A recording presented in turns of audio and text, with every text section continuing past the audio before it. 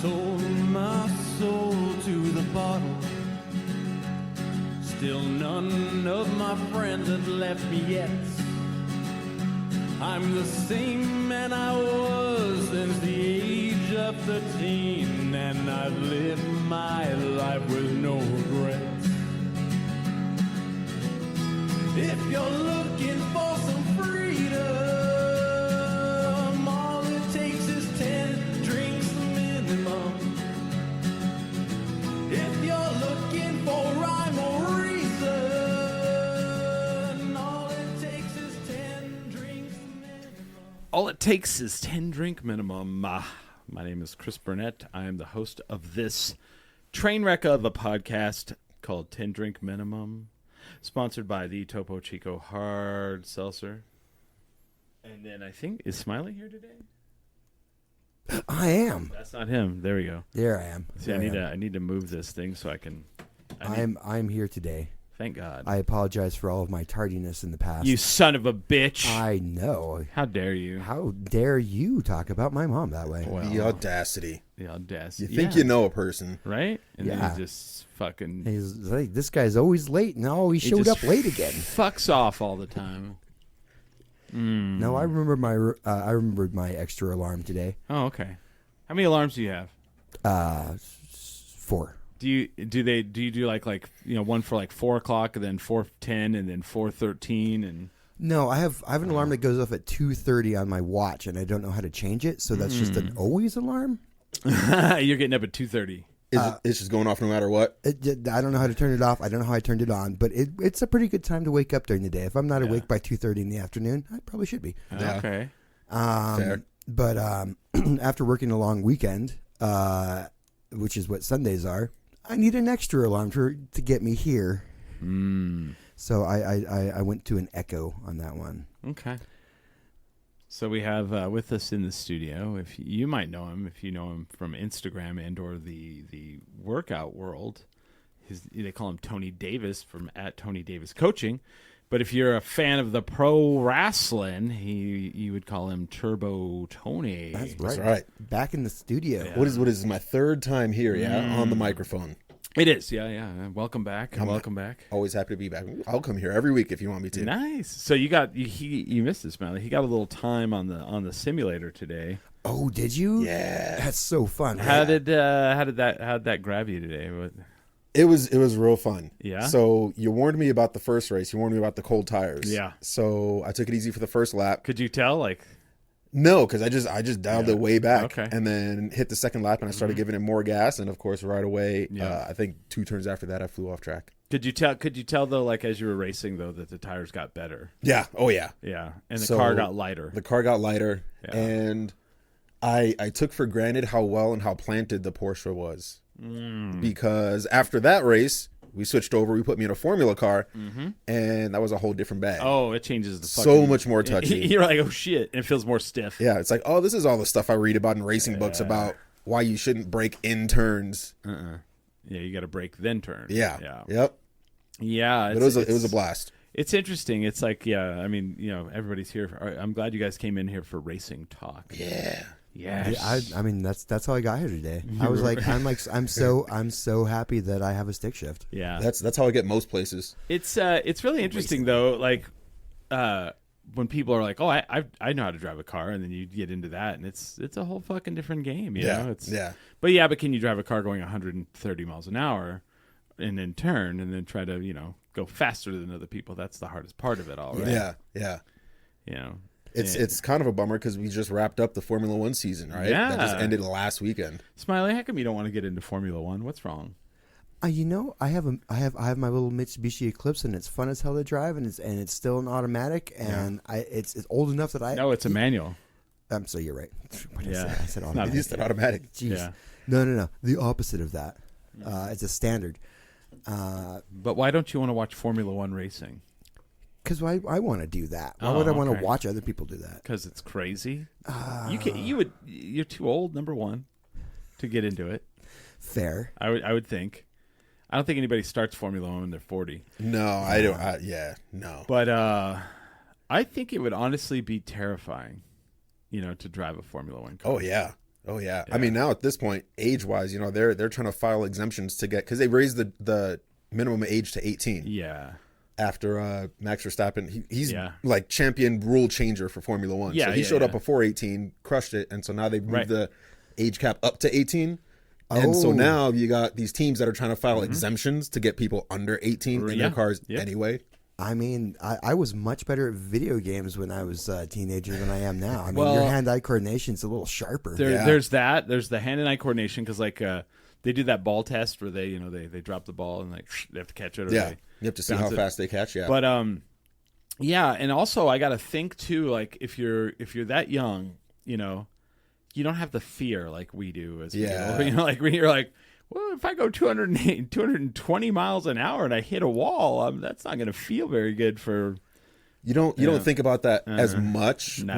when you don't have a wife and you don't have kids. Yeah. All that, right? When it's Right. just you, I was like, who you're am I like, gonna- it's just a wall, whatever. These cars are super safe. They'll probably keep me alive. Yeah, and they're not. They safe. are. They're a lot safer They're now. safer. That Halo thing is way safer. Well, but- I've been in like high-speed crashes before, so just the one, It how was- fast were you going? 75. That's pretty fast That to is getting pretty fast. crashed. And what'd you hit? Parked car. Oh God. That thing left the ground. Yeah. I would imagine so, yeah. It was gone, and I replaced it with a crippled car. Oh gosh. And it's interesting too that like I apologize for people who normally watch the show. We may bro out a little bit. It's okay. But like Here for it. there's a couple of like you talking about going 75. There's a couple of cars that people can buy, and I'm like not so sure they should be allowed to.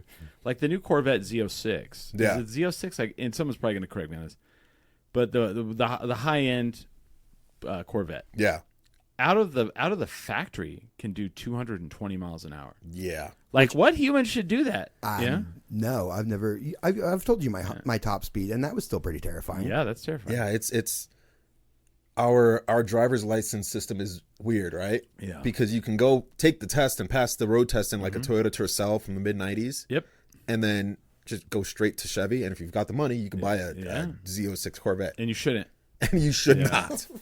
No. What did like For the rest of our safety. I didn't For know, everybody's safety. Yeah, their safety and everyone around them. Yeah, did you see that where like Jay Leno was a professional witness in the court case when they sued Porsche for Paul Walker's death? Oh no. I did not know this. Yeah, and like, did you see that? I read about it. Yeah. And Jay Leno was an expert witness, and he basically said that the car was like a handgun, Like a loaded fucking and this gun. is like a loaded gun. This is paraphrasing. If you don't know what you're doing in the car, then you definitely can, shoot yourself or kill yourself. Metaphorically, and that people who get in a car like that, if they're not trained to drive it, then they're kind of taking their life in their own. They're risking their life. Yeah. And part of me is like, well, I mean, you should be able to do that. But then part of me is like, you're absolutely right. Like some of those cars are just ridiculous. Yeah. Did you see the new Toyota that was announced? Oh, I saw the new Toyota. Yeah. I'm super pumped about that. Yeah. Have you seen this? Mike? I did not. What is it? The GRGT. GRGT. Yeah. So I basically, like this because it seems like Toyota's making their way back to sports cars. yeah. Well, Toyota's the only one. So Toyota's like, oh yeah, you guys are making these crossovers and these pickup trucks. Nah, fuck you all. no, we're good. We're good on that. We'll stick with the hybrids everywhere, Yeah. and then Is it something other than a? Please be something other than like everything I see on the Oh, street. it damn sure is. Oh wow! Look at that motherfucker. 640 horsepower. I Yeah. want to cruise around Gotham in that. That's it does look like a Batmobile. It does look Yeah. like a Batmobile. Throw some rockets on it. How do I share this? Flamethrower with, out of the back. Couple bat fins. I don't know. Yeah. Everybody Google Toyota GRGT. You will not be disappointed. That is No. badass. Yeah, and it's got a 640 horsepower gasoline motor, but then it also has electric motors in it too, Yeah. as does well it to help it. stabilize? I don't know what they do. It's hybrid. It's Toyota's basically a hybrid, whole yeah. bag has been hybrids this whole time. Yeah, they're everybody's been trying to do full electric Yeah. and hydrogen, and Toyota's like, nah, just Well, hybrid. they were trying to do hydrogen too. They tried a little bit, and then they're like, nah, it's the way It's not right now feasible. is It's not- hybrid. It's not feasible, but so yeah. So how did you? So Smiley, why So you don't want to get into Formula One, is what you're saying? I mean, It's sport of the future. I would like to try it. Yeah. I'm envious of going that fast. Yeah. I love driving. I briefly worked as a stunt driver. Oh wow. I love just driving. Like I couldn't imagine driving an automatic because I'd freak out. I'm like, I got 2 extra limbs here. Yeah. I feel like I'm not in control of the car. Smiley and I just bonded over that one statement. Oh, nice. What's this is for Tony. What's the one race you would love to attend of all the F1 races? Coda. Austin. Coda. Yeah. Oh yeah, Circuit of the Americas. Yep. I'm thinking about going next year. Yeah. Let's do it. Let's go. Let's go. I want to go because it seems like for the races that you would go to, Yeah. if you get seats at the end of that front straight, you can basically see like a third of the track. Turn 1. Yeah. You get turn 1, you can see all this. You can see And, the S's. and I think that's and you how can the see guy everybody coming designed it, up. right? Yeah. So Smiley, this in Austin, they were like, when they were expanding in the United States, they wanted to do Miami and then Austin and Las Vegas. Well, this like famous track designer did Las Vegas. The problem with Las Vegas is they have to build the track in the city. It's a Grand Prix. It's literally like on the city streets. They get to use half the strip. Yeah. So Austin, they got to build a track, and so they Just brought on its own? yeah. And so they brought in this guy who is like the world famous fucking track designer. Yeah. And he got to design it. And when they talk to F1 drivers, they're like, "What's your favorite track to race on?" Almost all of them are like Austin, Texas. Like The one that was made for it. It's amazing. Yeah. It's got a little bit of everything, right? It's got super sharp, super slow turns. It's got fast switchbacks. It's got elevation changes. Yeah. It's I would rather go there than Vegas. Yeah. Or Miami. Vegas would be cool. Yeah.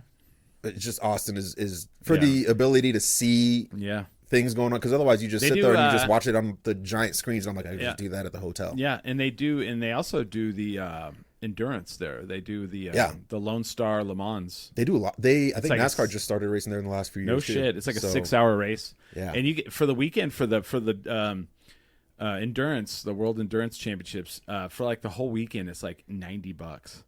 That's insane. I'm like, dude, that's it? Yeah. Shit. Yeah. I don't know, because it's not F1 is not that. No. F1 is like, it's going to be a little bit of money.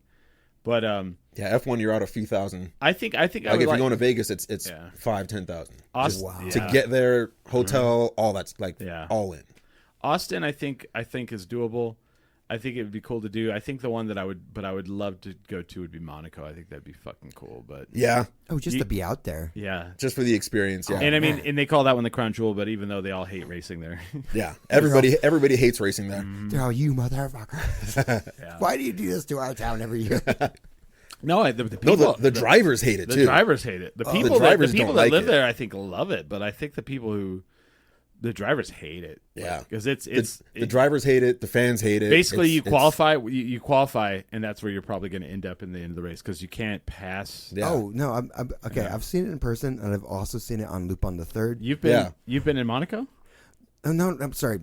I've watched it on TV. I've seen it. Well, because my other example was an animation. This is Loop on the Third, but it still has the same turns. Like it's in that. Oh yeah, it's real. Yeah, I'm dead. It's not. It's very famous. Like which is why they still race there. It's just it's got legacy at this point. Like when you see like old F1 art, it's almost always like it's almost always Monaco. It's one of the OG races. Yeah, and so the issue that's happened now is the cars have gotten so big. Yeah, that you can't really get them around. Your only hope is some wild move in the pit. That can get you to change, get you to move up or move down if things go wrong. And well, this isn't racing, but I've noticed like cars are just getting too wide anyway. They are, and that's because of safety regulation. Yeah, because they have to put all the safety shit in it, so the cars have to be bigger. But they barely fit in like parking spaces. I know. Yeah. Isn't that weird, right? Because like you'd have all these plates, like you get to a large city and you go to park, and you can't park your Ford F-350 4-door anymore. What the hell? Your dual wheel. Your dually. Yeah. So were you upset about the end of the season, or were you fine with it? No, I was hoping that the race was a little more. The last race in Abu Dhabi was going to be a little more action packed than it was. Like, it was a pretty straightforward race. Yes, Marina. It was a straightforward race, right? Like 20 cars started, 20 cars finished. Yep. Yep. Nothing. Max led the whole way. Max got away at the beginning Yep. and just did what Max does and just like 15, 20 second gap the whole time. And that was it. But I was pumped overall. Yeah. Right? Because coming out of the summer break, he was 104 points back. Oh, and then yeah. he ended the season by losing the championship by 2 points. Yeah. If he would have pulled, if he'd got one more like podium, he'd have won. Yeah. So if the season was one more race longer, he would have had it. He'd have had it. That's eating him alive. Yeah. So Max Verstappen is like what's your guy? What's his name? Ferrari. What's his name? The guy you love, Lewis Hamilton. Oh, So no. I'm a Verstappen guy. You're First of all, you're Verstappen. So there's Verstappen and there's Lewis Hamilton. yeah. Okay. And they could not be polar opposites. I mean, they are like more polar opposites. So We have a bad problem of inverting what we mean on this show today. sorry. What's the guy? So Lewis Hamilton Yeah. is like the poster boy, flashy, Gucci wearing, model, out on the town, like being filmed. Verstappen is like, I don't like any of this. I am like European. I am like cold hearted. I get on the sim and I train, like that. Yeah, he doesn't. Okay. He's there to race. Yeah. And then go to the next race. Yes. They have so occasionally with the way the calendar works, there's usually these little breaks in between races. It's not every weekend all the time. And so earlier this year, on one of these breaks, he decided he was going to go to Germany and qualify for a different race series to get their license. Yep. So he did that, went back to F1, raced, went back to where he qualified, where he got that license, and then won that race in an endurance race. And that was not a Formula car. That was It was a Ferrari. It was just a GT car. yeah, it's a GT3 car. Yeah. Wow. So he's at this point right now And- where he's doing side quests. And He's that a was machine. was that He's a machine. Nürburgring? That was Nürburgring. So it's not even an easy course. And no. Far from it. Nürburgring is probably It's by far the longest course. It's the longest course. It's probably the hardest course. It's the one that if you saw the movie Rush, what's his name? Niki Lauda crashed and burned off like half his face, and he's they don't even race F1 there. It's so dangerous. Yeah. Yeah. It's a crazy track, the Nürburgring. And And it's he all he just in my off time. Yeah. Just whatever. Fuck it. What? Oh, we have a break. Okay, I'm gonna go do that. Yeah. Well, that schedule lines up. I'm going to go do that. I can't. That's like if, we took a few weeks off from Kendrick Minimum. Smile, what'd you do? I was like, well, I mounted Everest. Yeah. That's because. Just because, Yeah. I had a hole in my calendar, so I Right. just filled it with what was available. Was it for Red Bull? It was for yes and no. So it was for Verstappen.com because he's doing a race team, Yeah. and Red Bull is one of the sponsors of that race Oh, team. I was gonna say because I can't believe they let him do it. Yeah. So if you don't know Smiley, his big thing is like he wants to make racing more accessible to everybody, right? So he's super big into sim racing. And so his project with Verstappen.com Racing is he's trying to build sim racers to the point where they can, if you saw the movie Gran Turismo, he's trying to do that again in real life. Yes. Okay. Where he's trying to take sim racers, put them in real race cars. Yep. And so this Nürburgring excursion over the summer was his first outing of that. Like a promotion for it. Yeah. So he went out, he qualified in the car, got first, I think. Yeah. He won. Yeah. I don't know if he qualified first, but he won. Or maybe he qualified third, but I know Yeah, he won. He won. And it was an endurance race. So it's basically you and a couple other drivers. You race for a certain amount of time, you hand it off, and you basically just cycle through everybody. And so he started, and I think by the time he handed the car off, he was a minute ahead of the next guy. Oh, that's fucking ridiculous. On that And track. so, yeah, around that track. So that track takes like if you're in a top-notch car, 7.5 minutes. Maybe. Yeah. Well, then that That's- means like he's not standing out. Like he is like, okay, yeah, Yeah. that's a He's good promotion. He's a dominating. That's a force. huge- yeah, he's in making racing. the rest of the field look like a parking lot. Yeah. And it's crazy because like he's just a machine, But it's funny though because they're like Max, can we talk to you? And he comes over there and he's like, you could tell he's like a fucking annoyed that he has to talk to the media. He's like, he hates it. Yeah, He hates being on the Netflix show. He hates he only did it the first season. Yep. After that, he just bowed out. He's like, nope, I want nothing to do. So anytime if you watch like season 2 forward and you hear Max, it's either an interview clip or it's something from a radio from a race that they just captured. It's all. This is not racing. I must go back to racing. Yeah. He's a basically. machine. I don't want all this nonsense. Get this nonsense out of my face. So he had a kid this year too. Yeah. And if I remember right, the baby was born on a Tuesday. There was a race that weekend He skipped the media day because, again, he doesn't like media and interviews, and he just made it through the race that same week. So he was out. Well, and then he got half. I gotta go to work. Yeah, he's like, duty calls. I'll be back. And then he got half the Red Bull management fired. And then, yeah. Wait, So, what? he pretty much runs Red Bull now. I would assume. That's what it seems like, right? Everybody else is gone. So Yeah, because Helmut Marko's gone. Christian Horner's left gone earlier this year. Yeah. Yeah. So anyway, that's So F1 is points based, right? So Yeah. based on where you finish, you get points, and then at the end of the year, whoever has the most points wins. Yep. It's the short version, right? Yeah. Well, there's also there's 2 championships. That's exactly where I was going to go. Yeah, So there's okay. 2 championships. So there's a driver, so it's individually, and then there's a constructors championship, which is basically the sum of your points from both of your drivers. Because every team has 2 drivers. It's the team championship. Yeah. It kind of everybody looks at it like it's the sum of both drivers, but it's like how well did your team, like the mechanics, everybody like that. That's the one they take. They want to win because it's basically saying you have the best team. Yeah. And that's basically what that Yeah. signifies. Yeah. And so Max Verstappen by himself came in. If you just go off his points for Red Bull Racing, he came in 3rd place in the constructors championship. Yep. If his So there were 7 teams that he himself did better than. if his teammate would have done just any kind of good, They're driving backwards. I think we're good. yeah. I think we're still gonna ace this thing. If it wasn't for the 2 McLaren drivers, he would have killed everyone this Yeah. year. Oh yeah. Lando, It would have been 2023 all over again. Yeah. Lando and Oscar. Is that right? Yeah. Mm-hmm. I mean, I think I understand like the point system enough. I grew up playing like Gran Turismo, and Yeah. Oh yeah. like, It's basically like, the same thing. Yeah. I remember like, all right, now I got to go around the track, and I got to pick my teammate, and I got Yeah. Yep. Gabe Gamboa says Max Verstappen is a fucking demon. Yeah. Yeah. Absolutely. Yeah.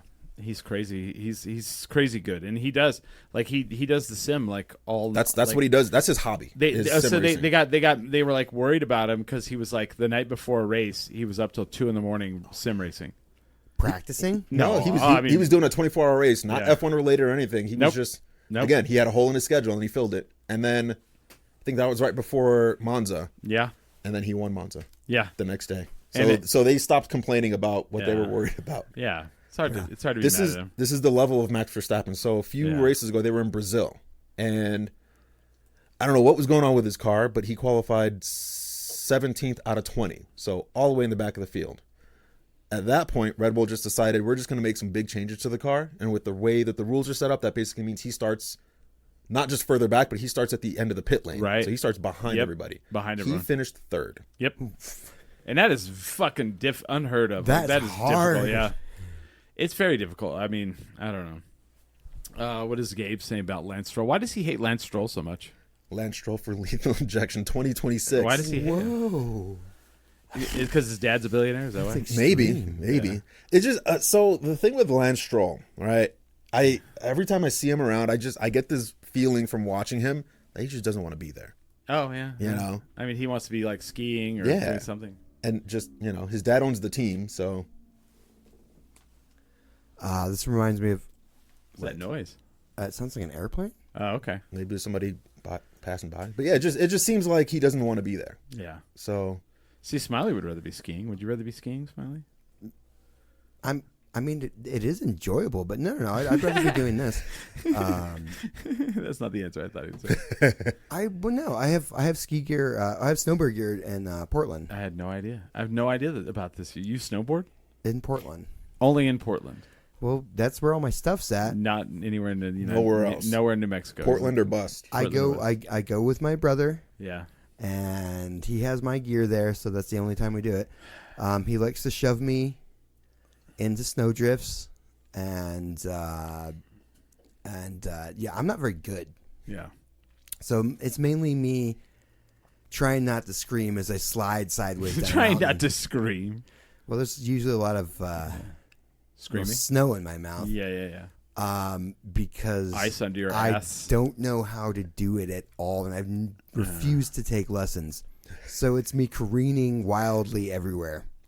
That I'm sounds surprised terrifying. I haven't died. Yeah, it is. It's terrifying, but that's why I love it. See, that's why we're going to put you in a race car. Yeah. No practice, no no training. instruction, nothing. Oh no! I have practice and training for that. No. There's a Sukiya circuit out here. Yeah. Out on the mesa. Wait, really? Yeah. Are you really going to do this? You know, So love you. there's actually a company coming through in late May. I saw this. You saw this. The supercars? The supercars. Yes. So they're bringing out a couple Porsches, Lamborghinis, Ferraris. You get to rent it and drive Yeah. it, I think, for like 4 laps around the track. I know. I'm sure there's going to be someone in the car with you. Yeah, there's an instructor There with better- you. there So you have better the be. option. You can either for a ride along or you can drive. Oh, I'd drive. So either way. I'm not, ain't no ride along. No, I want that right along with me. See, that's where I would be conflicted at the Nürburgring. But it bounces the car if there's someone in the passenger seat. Well, okay, but at the Nürburgring for like 30 None of us are good enough to care about that. right? No. At the Nürburgring for 30 Depends on how big your passenger is. That's true. Fair. For 35 euros, you can drive your own car on the Yeah. Nürburgring. Have you seen this? Uh-huh. And like there's different choices. Your own car. Your own car. You can drive your own car. You can rent a car, or you can do the taxi. And the taxi is a Nürburgring master. Yeah. What do they call it? Ringmaster. You ride along and they drive you. Now I would want to do that on that track Just the taxi? Yeah. because I think those motherfuckers would whip you around, and it would be enjoyable, but also like rough. Yeah. But then. I would want to do it as well, but you have to you have to have insurance and you have to pay insurance because there are videos where, because like they have a track day, and people have flown into the barriers and smashed up their BMW. But I would imagine. I don't know. So I don't know. So like yeah, and did you also see they're doing they call it 24 hours of melons, but it's like or 6 hours of melons. I think that's what it is. Where's that? That's Sukiya track. Oh, I think they do that. 4 hours. It's 4 Yeah. hours. 4 hours or 6 hours Yeah, of yeah. melons, where you buy a car for $2,000, and you switch off drivers. You have to have up to 3 drivers. Mm-hmm. I think you have to have 3 drivers, but the car has to be like before safety is put in it. It Yeah. has to be under $2,000, and then you go out there and race it against other people for 4 hours. Yeah. And I was like, under $2,000. But like you'd have to put all the safety stuff in it, so it'd probably cost you about six to eight probably by the end of it. Yeah. But I was Yeah, like, by the man, time you put in a cage and Yeah. harnesses and seats. I'm all that would and all be that. that would be amazing. And, well, you'd have to strip it all out too. You'd have Yeah. to pull Oh, all yeah. the seats in. But would you do it if we got the car? Me? Whoever. Oh, I'm in 100%. Yeah. You ain't got to ask me once. I was like, that was a rhetorical question, right? Right. Yeah. I would do it. Yeah. I'm 100% in. That sounds great. I think it'd be amazing. Wow. All right. What We'll find a car. What kind of car are we going to for under $2,000? What would we find here? What's going to be $2,000? It's not going to be anything probably this century. No. Yeah, I know. I would think, honestly, you might be able. It probably wouldn't run well. You could probably find an MX-5 under $2,000 that's old. Maybe. Their value has been going up lately You because can still find them though. the drift circles have gotten a hold of them. Yeah, because all the 240s have been either massively overpriced or swapped or thrown into walls. Yep. Or fucked up. Yeah. Yeah. So I don't know. That would be fun though. I think I'm gonna go watch it though for sure. Yeah. Have you been out there? Have you gone to the track So out there? I'm the vice president on the motorcycle road racing club out there. Oh. So I'm out there like once a month. Nice. Yeah. I haven't watched them. I assume because the one thing I haven't watched out there is I haven't watched any of the dirt stuff. I'm not a dirt guy. I haven't seen any of the dirt stuff. a A lot of our riders Yeah. hop back and forth. So they do dirt stuff. They do the road stuff too. Yeah. Okay. Because I'm sure there's dirt bike stuff. I don't know where that's done. There's a dirt track just right off. So you go down there, right? Mm-hmm. There's the racetrack on the east of the pits. Yeah. Then you've got the pits, and then the dirt track is just off kind of in the corner. But it's still fairly big. It's just far away. So if you don't know to look for it, you won't see it. Yeah. But they have that. They also have a little go-kart track. Oh, no shit. That's Really? been there for a while. Is there like professional kart racing out there? They're trying to build it up to get there. Oh. So it just came under new ownership 2 or 3 years ago. The Suica thing? Yeah, I noticed. What was it? Am I saying that right? Suica? Suica. Suica. It's basically, it's the Japanese word for watermelon. Suica. So before that, it was sandia, which of course is the Spanish word for watermelon. Oh, Suica. Yeah, I gotcha. Suica. Okay. Interesting. Because I've gone out there for some races. Yeah. I went out there and watched the MX-5 and then those little, like, they have the little, like, stock cars that the little 8 to 12-year-olds racing. Yeah. I can't remember what they call them. And then those little hot rod cars, the little coupes.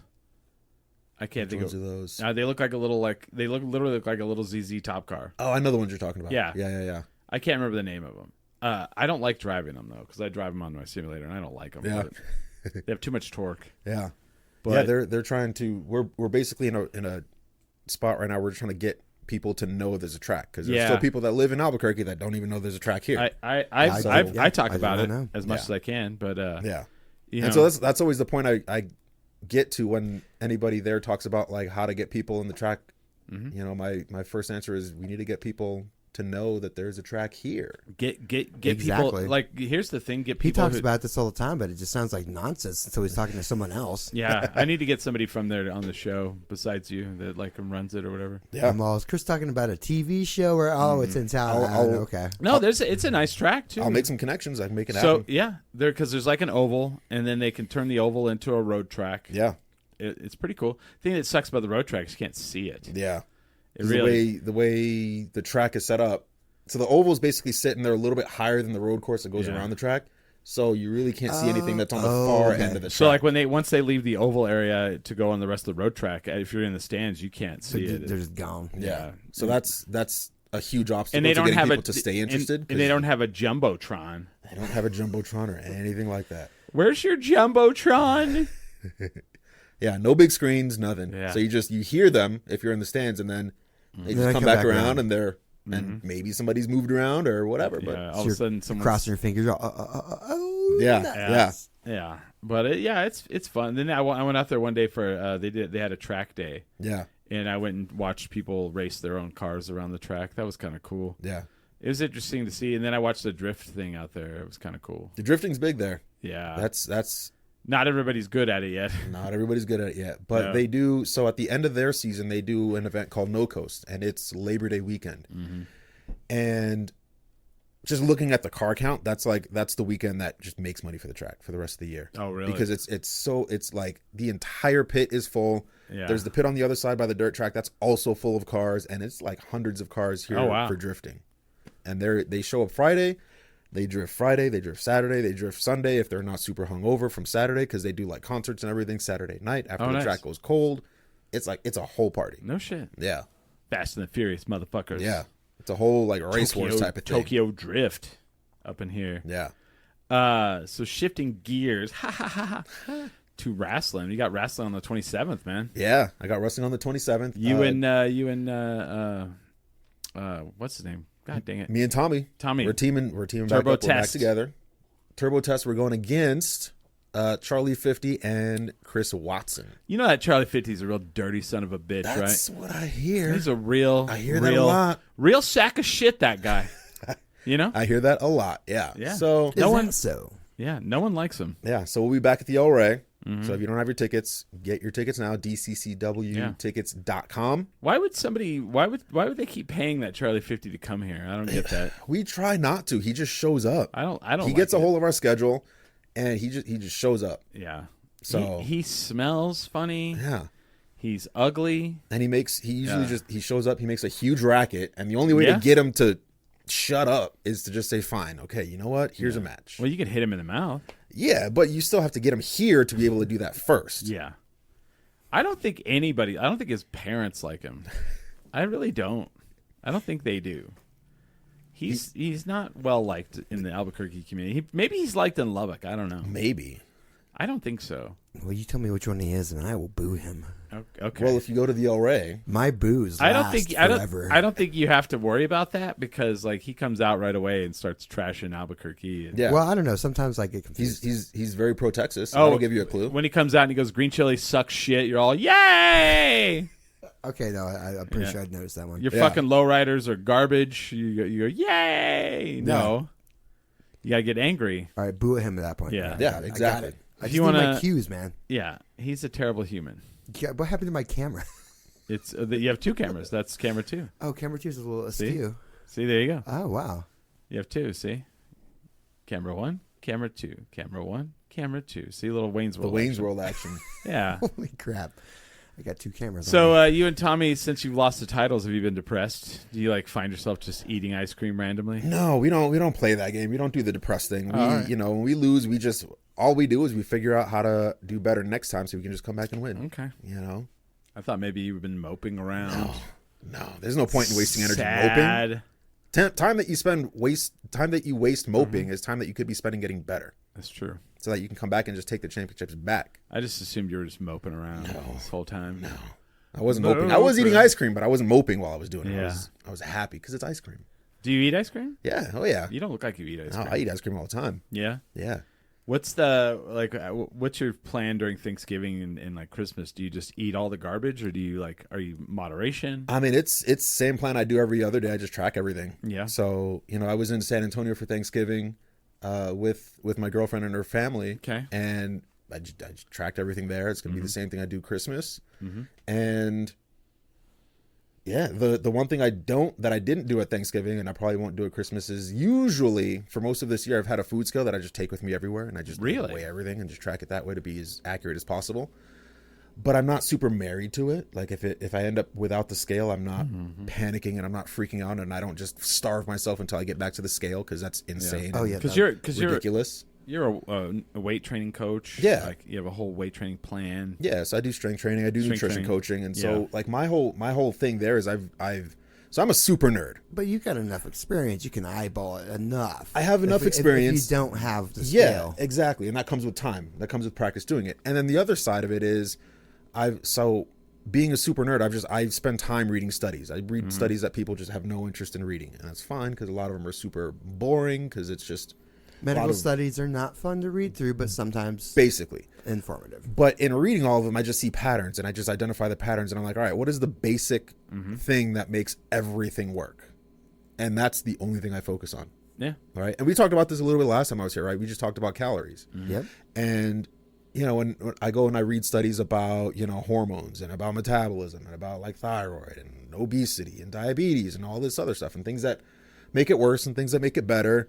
And it always, no matter how long the tail is, it still just comes down to calorie and weight management. Do you ever tell Gabe that he's morbidly obese? No, he was busy telling himself that, so I had to steer him the other direction. You're all, hey, dude, you're not that bad. Yeah, easy. Calm down. easy. I don't like that terminology though. They're like someone was like you were morbidly obese, and I'm like that's No, I think that's spot on. They should know they're No going way. to die if they're that weight. I guess so, but that just seems like a rough go. Just Sometimes that's all it can take. Yeah. There's a lot of people that they won't really respond until it's Yeah. something that sharp, okay. and so They're like, I just have to put on a few pounds every year. yeah, we're in this spot where we try to dress everything up word wise, right? We try to Yeah. find like soft words and soft phrases for everything, and the issue that creates, as I see it, I mean, come on, is- Chris. You lost weight because you knew you had to. That's yeah. true. Because I was morbidly obese. yeah, and maybe not, right? There's like a line and there's like a qualification Yeah. for that, but like when we don't say morbidly obese and we say something else instead, we say plus size, or we say whatever other terminology we have, it gets people away from feeling truth, bad yeah. about being morbidly obese, It's true. and so they're like, well, I'm just plus size, it's fine. And that's Like, doing, okay, that's but doing it's- a whammer on your heart. It's, right yeah, now. it's fine until your pancreas gives out. True. It's fine until your joints give out. Gallbladder. Yeah, thank it's you. fine Yeah. until any of your organs just decide, you know what, I can't put up with this anymore. Can't deal with it. Yeah. Where if somebody, 4 or 5 years ago would have said, look, you're morbidly obese, you need to lose weight, or this is what's going to happen, and like shake some sense into you. Yeah. I mean, it can. Now, there's a good way to deliver that news and a bad way to deliver that Yeah. news, right? I so hope Sure. with Gabe you like just really went the bad way. that was basically our first meeting. So we went to a restaurant and I just spent the whole hour and a half just berating him the whole time. Did you make him take his shirt off and use a marker and like in the highlight middle his of the dining room, yeah. highlight his bad areas? Yeah. That's all I want you to do. Poor Gabe. But Gabe's actually crushing it. He is. You know, crushing it. Yeah, he looks great. Yeah, he's like 65 pounds down.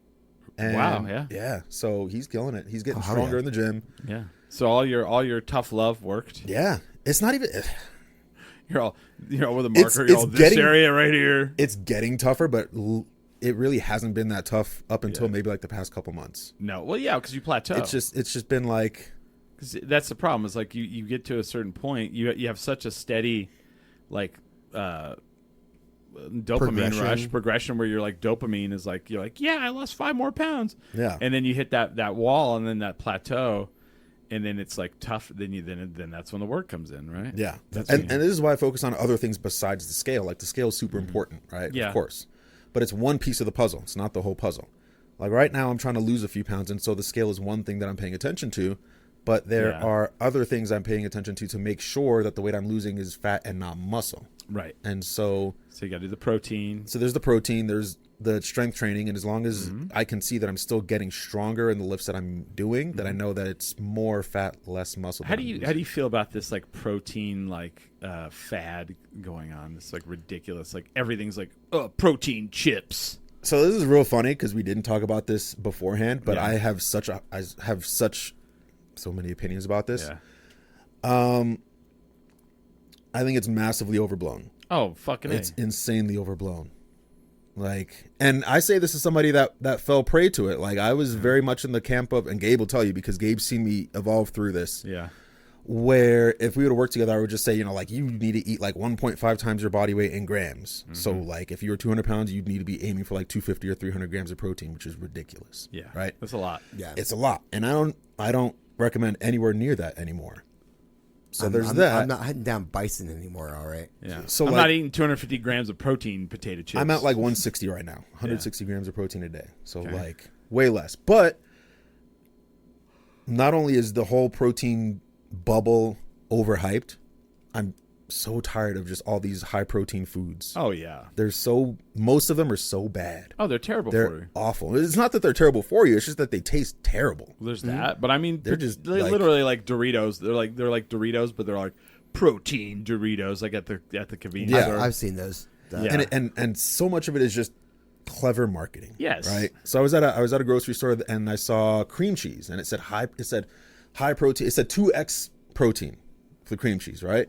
Now right away that sounds great. Sure. Now I'm a nerd, so I'm like, okay, but 2x what? Yeah. Right? How So- is this cream cheese going to taste now? Oh, I didn't even make it that far, and I'll tell you why I didn't even make it that far. So I grabbed the 2x protein and I grabbed, 2 rows over. They just had the regular. The regular one? So I flipped it over to see what it is, and it's double. It was double, so the marketing was accurate. But the regular cream cheese had 2 grams of protein per serving. So double that was 4. Yeah. That's a lot. And they're asking you to pay like 30% more Of course they are. Yeah. for what? And I see that all the time. Like I see that with protein breads and bagels. Like protein bagels, I see they have 12, 13, 14 grams of protein a pop. Well, a regular bagel has 9. So what are you really paying for? Right.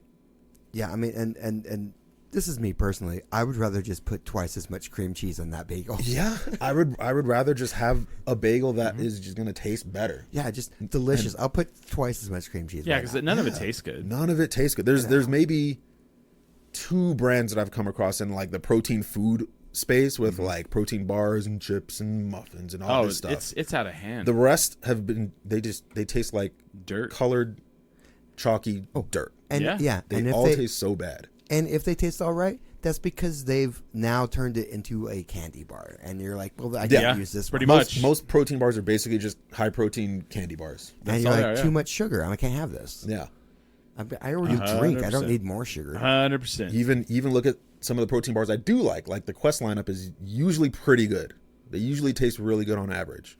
But you flip it over, you look at the label, it's like 250, 270 calories. Jesus. All right, well, it's the same as a Snickers. Yeah.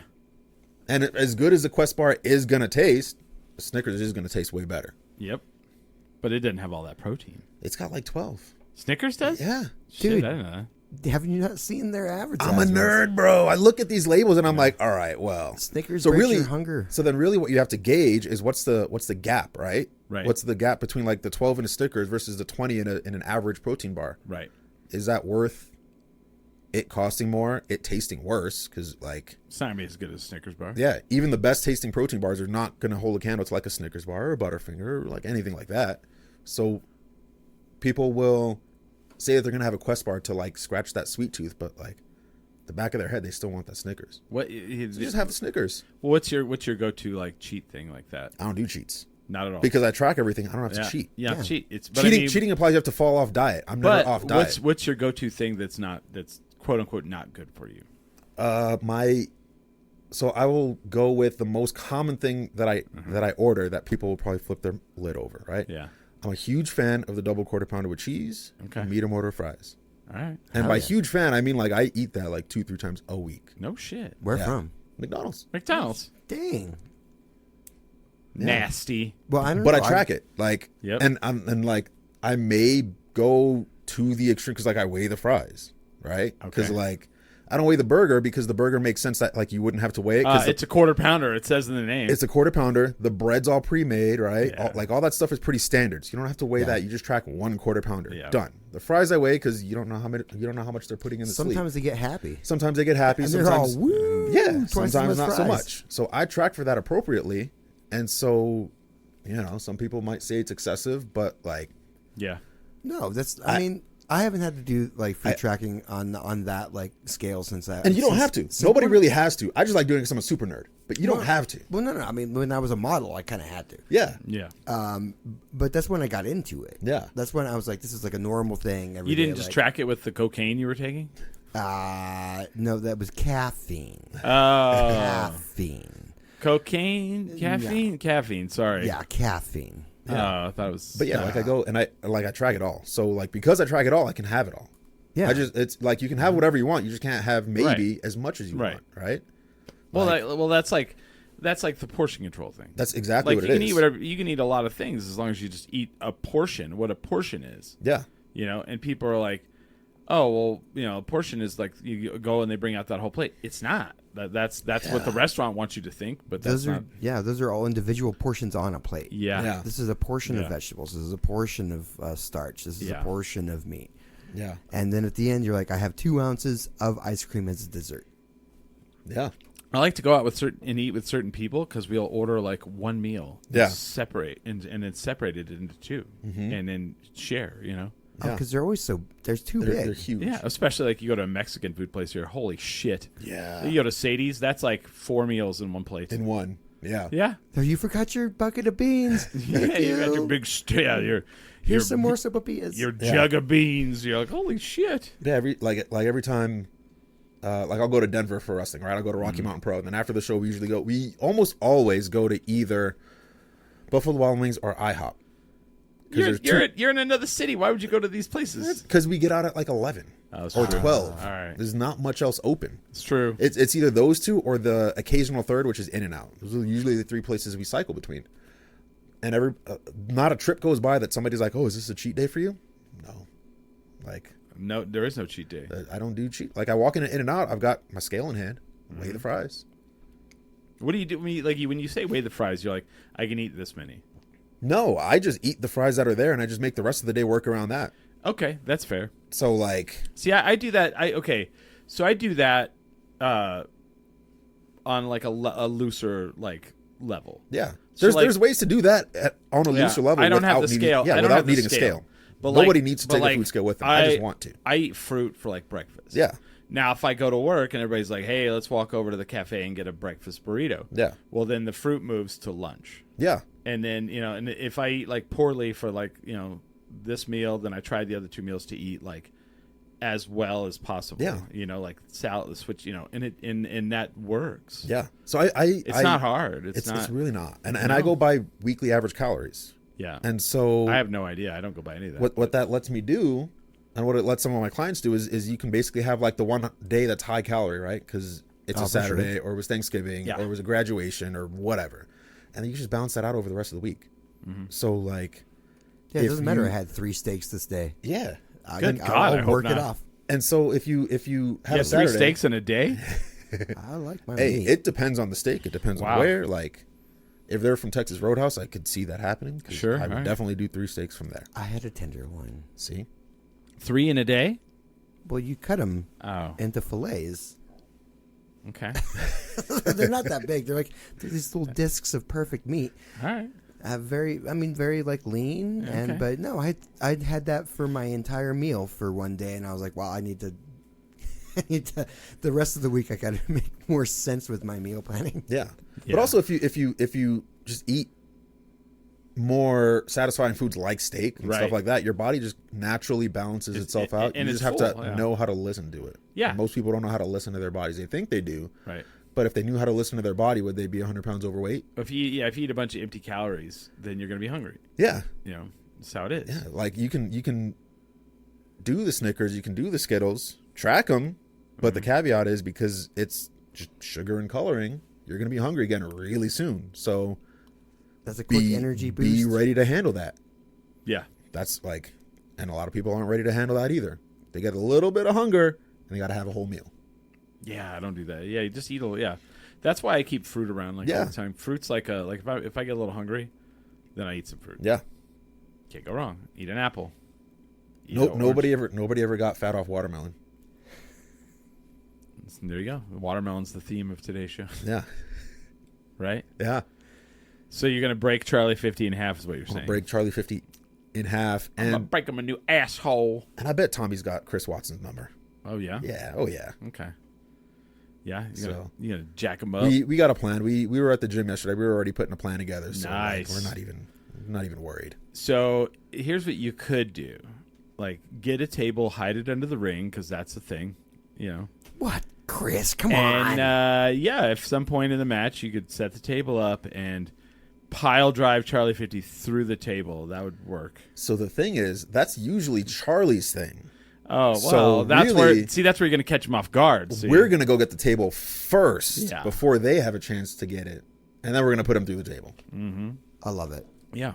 And see, he'll be shocked because he'll be like, this is my thing, and you did it. Not today. Not today. Yeah, so. Not today. How are you feeling about John Cena's retirement? Man, it was wild. So it's all over social media today. It was all over social media. I just woke up. I didn't get that one. Last night was John Cena's last match. No it was in Washington, D.C. Yeah. Yeah. Apparently you can see him. Now you can see him. Yeah. Well, he is an actor now. So you better be able to see him. It's true. Yeah. So last night was his last match. He left his high tops in the ring. Yeah. No way. Left his shoes, took off his wristbands, his armband, all of it. Just left it in the ring. Yeah. That's sad. Yeah. Yeah. It was time. I think 23 years. Yeah. Oh, actually, that's impressive. Yeah. So. Yeah. I mean, to be able. Did you watch it? I did. Yeah. I didn't watch it. I heard it wasn't very good. He's great on Peacemaker. So like. Yeah, Peacemaker's great. Like, go on. Like he's doing well. Yeah. Yeah. I enjoyed the match. Yeah. I think a lot of people were expecting it to be one way, and it isn't that way, and so people just automatically got upset. Okay. Like I saw this happen after Endgame came out, right? Avengers, where they started releasing everything else. They started doing more series with WandaVision and Falcon Winter Soldier. Yep. All that, and they had like another Multiverse of Madness, and Spider-Man came out, and they didn't live up to Endgame. Because shockingly, they didn't have a decade plus to build up to Endgame, so of course they're not going to be as good. And so people dogged on those movies too, because they wanted it to be one way. Like they wanted Multiverse of Madness to have like the X-Men. They wanted it to bring back Tony Stark. Right. They wanted it to like undo all this stuff. They wanted I watched Charles Xavier. They want like all I this knew stuff. what they were looking for, but I watched that movie just because of the Sam Raimi But effect. it was so fun because of the Sam Raimi effect. I was like, this is great. amazing. This is the reason why the original Spider-Man movies like marketed so well. That It's just Spider-Man, fun the to watch. Multiverse Spider-Man is amazing. Yeah. Oh, yeah. Both of those movies were really good. Multiverse of Madness. I didn't like the Multiverse one as much. It was. I mean, essentially, it was a Wanda movie. It wasn't a Doctor Strange movie. Right. And it was fine. It was not bad. Fine, right? Yeah. Spider-Man No Way Home was great too. I'm not a fan of the. I keep that trying one, to. Okay, that was probably the best one. I keep trying to watch the Fantastic Four movie and I can't get through it. Really? I haven't even sat down for it, but I'm not a Fantastic Four fan. Neither. So. See, that's me too. Yeah. And people are like, Smiley and I've had this conversation multiple times. Like the original first two movies with like Jessica Alba and all them. Yeah. they were fine. Yeah. I And love people them. shit all over them, and they're Rise like, of the well, Silver Surfer is a yeah, great and movie. they're like, well, these are silly and they're campy, and I'm like, yeah, it's the Fantastic Four. Yeah, they literally The go. comic book is that way. It's a comic book movie. It's gonna Well, be campy. but it's like the comic book movie that was safe for your kids to read. Yeah. because Safe, they go you know. to different dimensions. Yes. They don't even affect the reality they're No, in. they're Yeah. They they're- go on crazy. they're a cosmic family. adventures. yeah. And they It- are a family. Yeah, it's not like the X-Men. The X-Men when I was growing up was like the dark and brooding and like Yeah. that was the like, you know, Will Logan and Jean Grey like get together and fuck Scott, you know, Yeah. like over, you know, it's like, oh geez. Fantastic Four was lost in Yeah, space. Yeah. I mean, it's very family friendly. Yeah. It is a family. Yeah. Mm-hmm. And so like that's a lot of what I see from Cena's last match. Like everybody was talking about it in the Mm-hmm. weeks before, like once the tournament was over and we knew that it was going to be Cena versus Gunther, everybody started fantasy booking. see, I They're don't- like, I I wanted just- to end this way. I wanted to I end just that don't way. like Gunther. Why should it be Gunther? That was another question, right? I Like don't it should like it him. should be this guy. It should be LA Knight. It should be Oh, Edge is it going to should show be back It up. should be Edge, even though he's Yeah. on contract with another company. They kept saying he was going to come over, Yeah. and I was like, you guys are stupid. And it's like, or crazy idea, just sit back for the ride. Yeah. No, people just can't do that anymore. Like, Just can't do it anymore. no, people can't do that anymore. Uh. It's got to be whatever they have in their head. And if It it's 2% does. off, It does. it's trash. Yeah. Doesn't matter how. Well, they went and fucked it up, and I'm like, well, why can't you just like enjoy the story that they're telling you, Yeah, or don't, and then just fuck off with but it. then don't watch. If you Yeah. really hate it that much, They stop watching. watch to hate it. that You know just what I mean? means you got nothing going on in Dude, your life. I found out people watch this show because they hate us. watch That's that cool show. because Still watching it. you're still watching it, and the algorithm doesn't Yeah. care why anybody's watching No. it. They just see, hey, numbers. Yeah, and I'm not an algorithm. so- I still love that they watch us. and then Yeah. even and if then it's just for hate. Even because it works. yeah, we're real big right now. We're real big in Hong Kong, so Smiley's got to learn Chinese. Mandarin Yeah, is it Mandarin they do in Hong Kong? or Cantonese. I don't know. What do they do in Hong Kong? That was under UK rule for a So long they time, speak so a lot of it's English. Cantonese. So they probably speak a lot of English. I think I don't know. I don't know enough about Just this just learn subject. Mandarin and Cantonese. I think Cantonese is easier. Okay, just learn them both. Okay. You've got 2 weeks. Go. Yeah. Okay. You got till next Sunday. I think those are like notoriously tricky languages. I don't to know. learn. I don't know. Your know. mom was a linguist. I know. That's how I know those are some pretty like tricky languages to learn. Well, hey, that's the number one country we're in right now. So Hong Kong. I don't even know if it's a country or not. I think it's. I don't know. It's a capital. Sure. Learn your geography. I don't know. And also, if you could sneak in some Brazilian, that'd also help. Brazilian, I think they Portuguese. speak, there you go.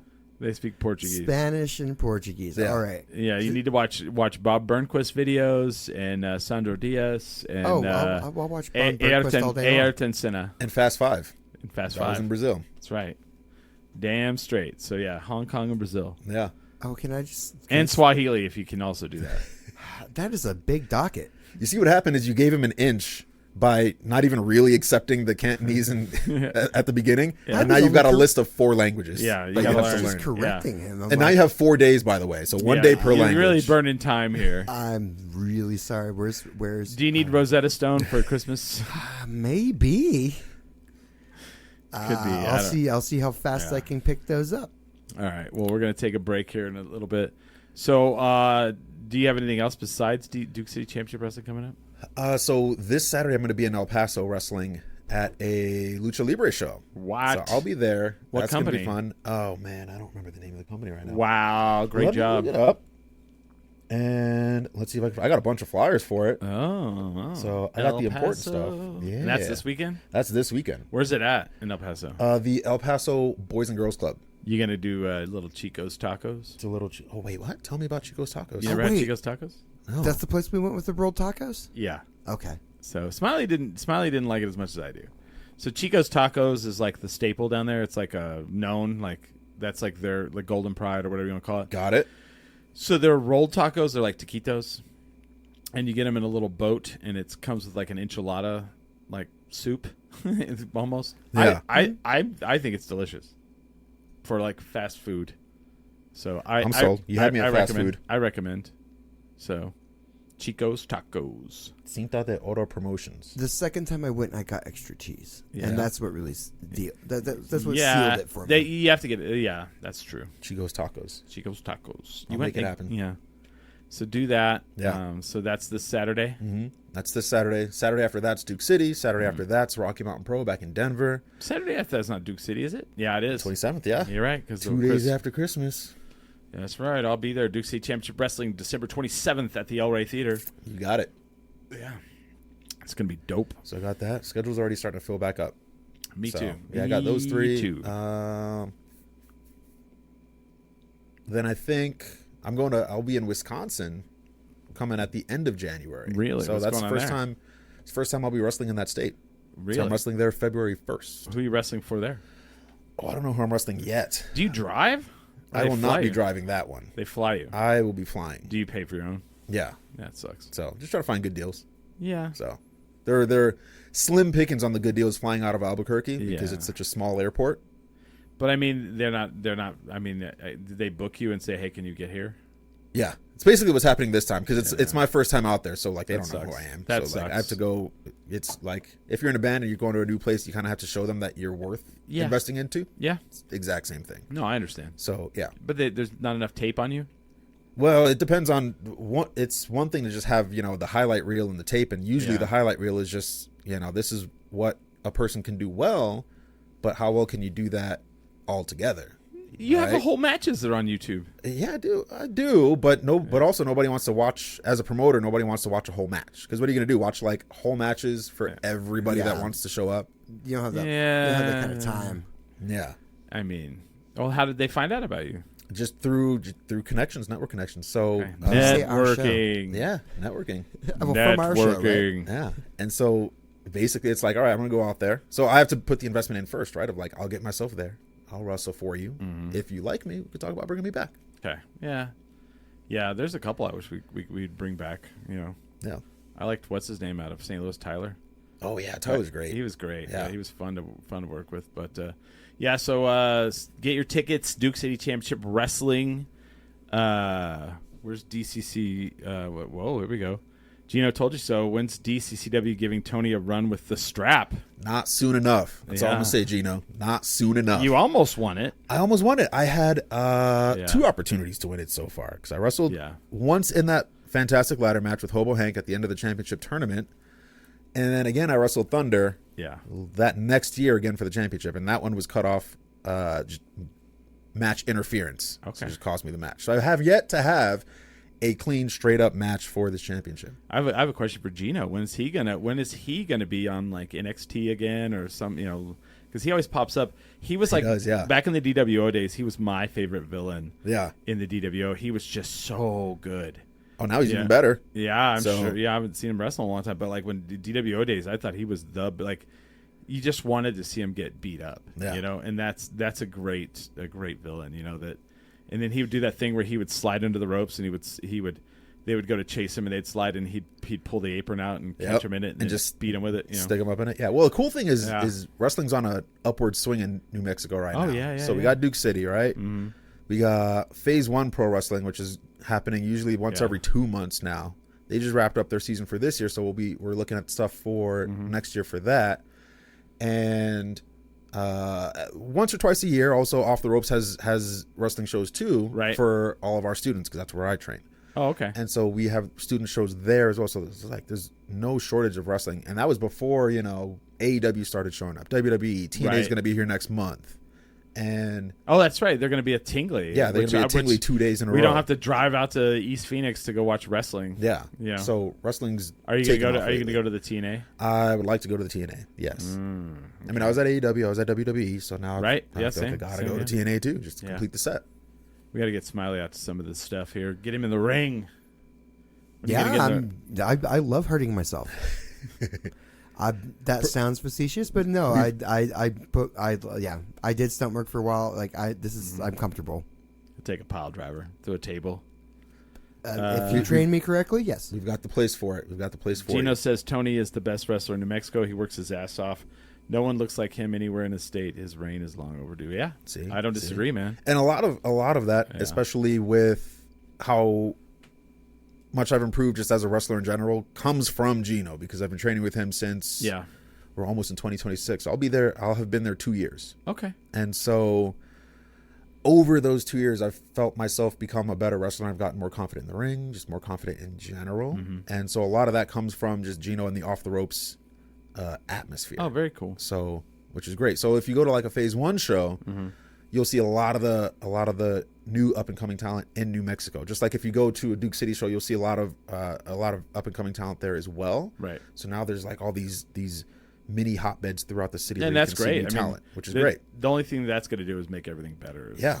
That's the way I look at it. That's the way I look at it. When you have more talent than spots, it makes everybody get better, because now you have to hunt down the spot. That's right. It's like You gotta Formula hustle. 1. You only have 20 spots a year. Yeah. So everybody that's driven a race car wants a Formula 1 spot. And we got to try to get Smiley ones. And we got to get one for Smiley. So, Well, we don't forget Cadillac is coming in this year. So now we got 12. Now we got 22 drivers next 22 year. drivers. So you got thousands and thousands of drivers that are competing for 22 spots. It's no different than WWE. You got thousands and thousands of wrestlers competing for like 50 spots. Right.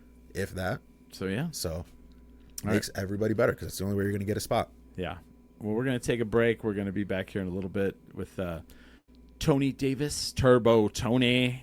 And I don't even know what we're going to talk about. I don't really have anything to talk about. We'll talk about something, though. We'll talk about it. Yeah. I got some stuff to talk about. Do you? Smiley does? Okay, cool. Good. Because I do not. Uh-oh, there's a big old long thing. Hold on. I got to read this. Gino told you so. Talk to the camera. Tony, stop being humble. Fix your crown. King, talk that shit. No credit needed. Take your credit. Oh, nice. You did the work. DCCW needs to stop bullshitting and see what they have in front of them. Oh, yeah. For sure. I don't disagree. Heck yeah.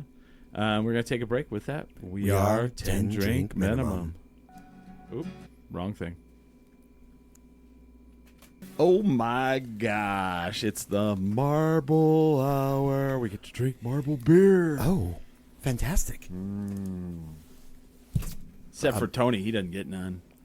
I'm don't get none. I'm digging this Waterloo, though. It's orange cream, orange vanilla. Fantastic. That's a good one, yeah.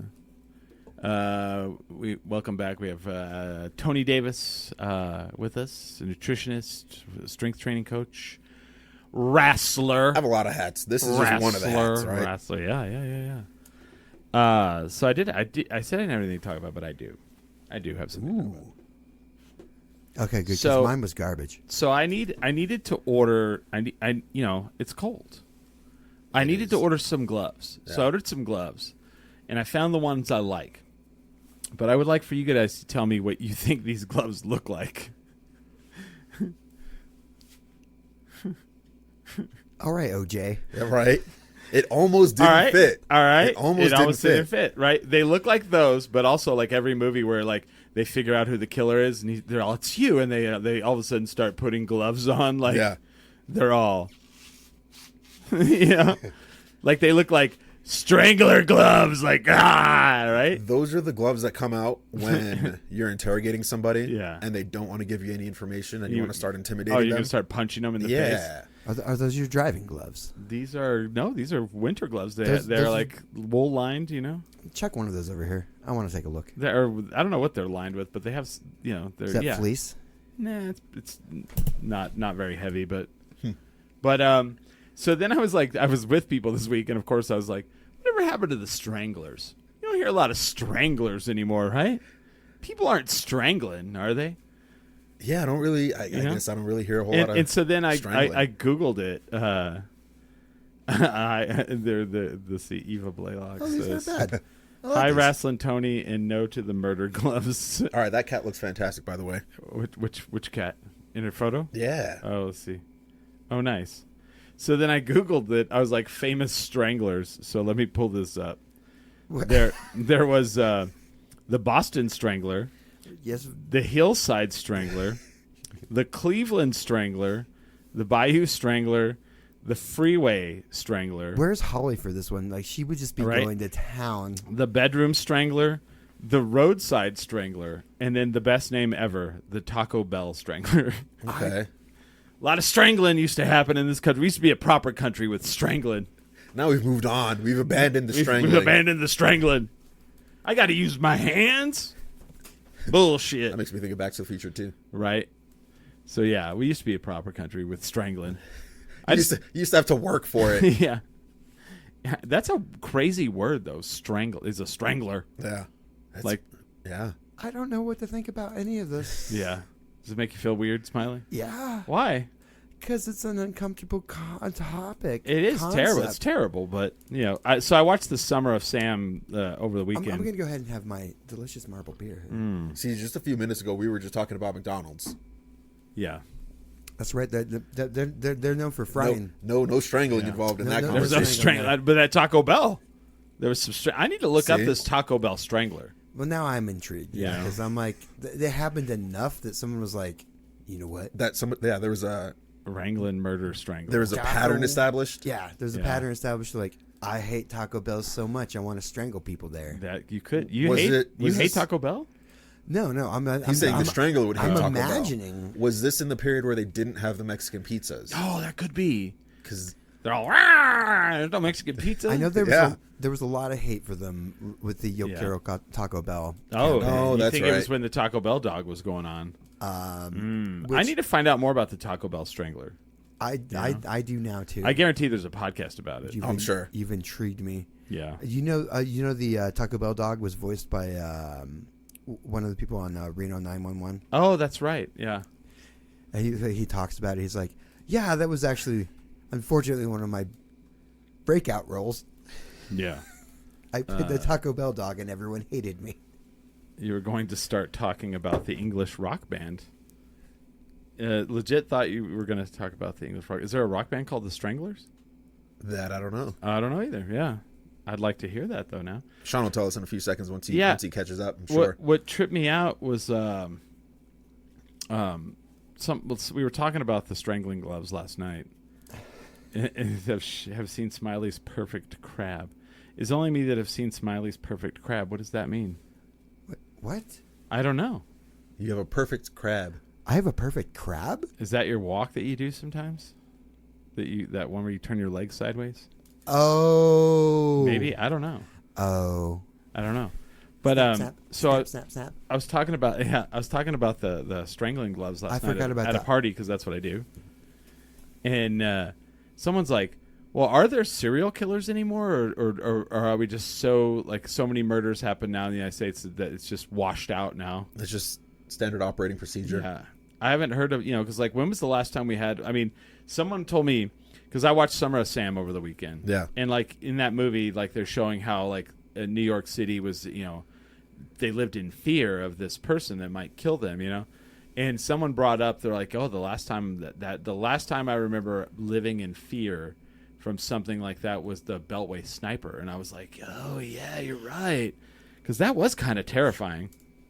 People are literally just out mowing the lawn and just got shot, Just pegged in the head, yeah. Yeah, and they said that the person lived in DC at the time, and they were like, yeah, you'd go to get gas and people would be hiding behind the pumps. And I was like, I don't know how educated these people are, but if someone's firing a gun at you, I don't know if I'd want to be behind the gas pumps.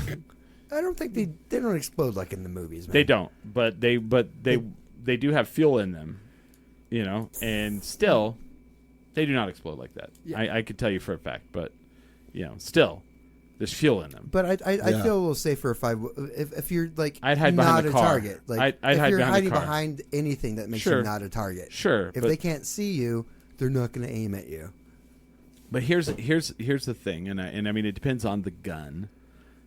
Get behind the car, preferably behind where the engine is, because Sure, because it's this giant mass of metal. yeah, It's probably going to stop a bullet. not that gas pumps not.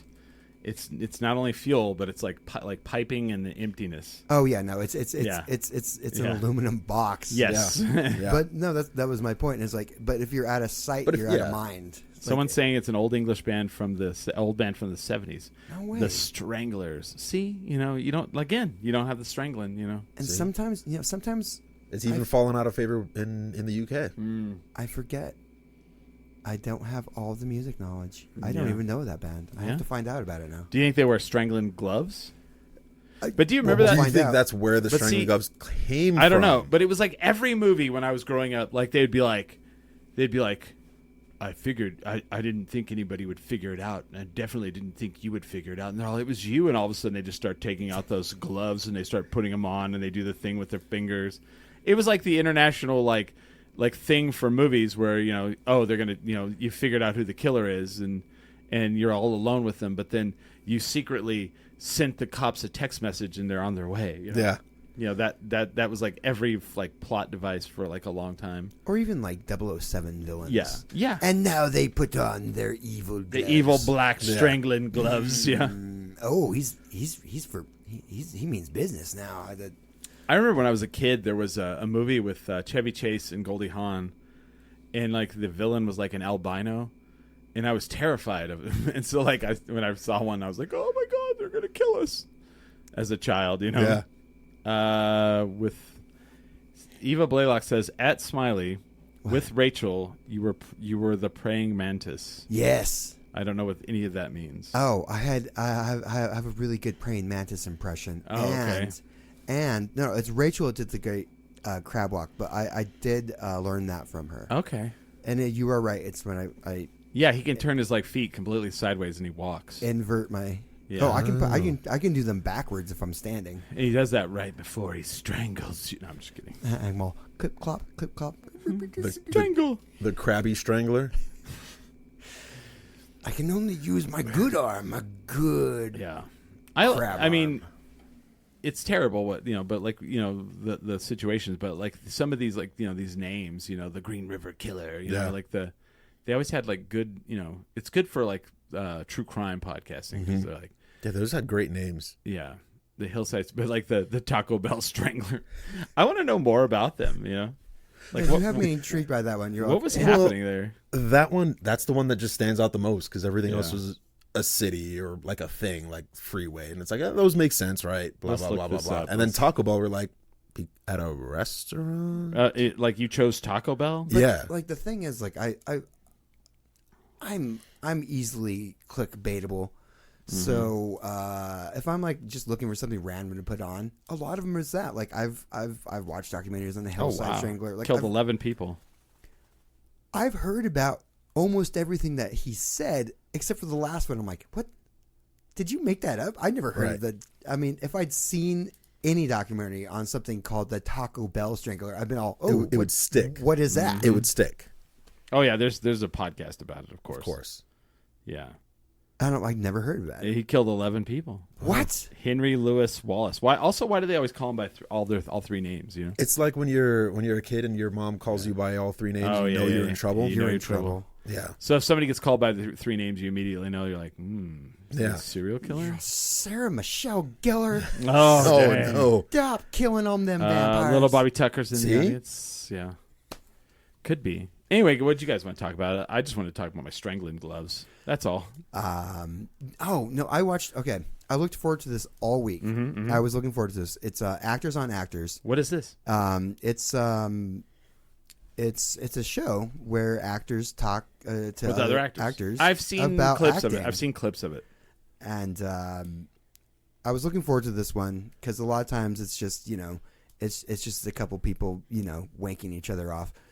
Oh, you're a good actor. I'm a good actor too. Let's talk about being good actors together. And it's kind of nauseating. But this one, it was Alexander Skarsgård and his father, Stellan. Yeah, Right. And I feel like the dad, he's that guy that could tell you how disappointed he is in you all man. the time. No, the whole thing, it was ruthless. Like he starts off by calling his father an absentee father. And he's like, "Oh, so your new movie, you basically play yourself."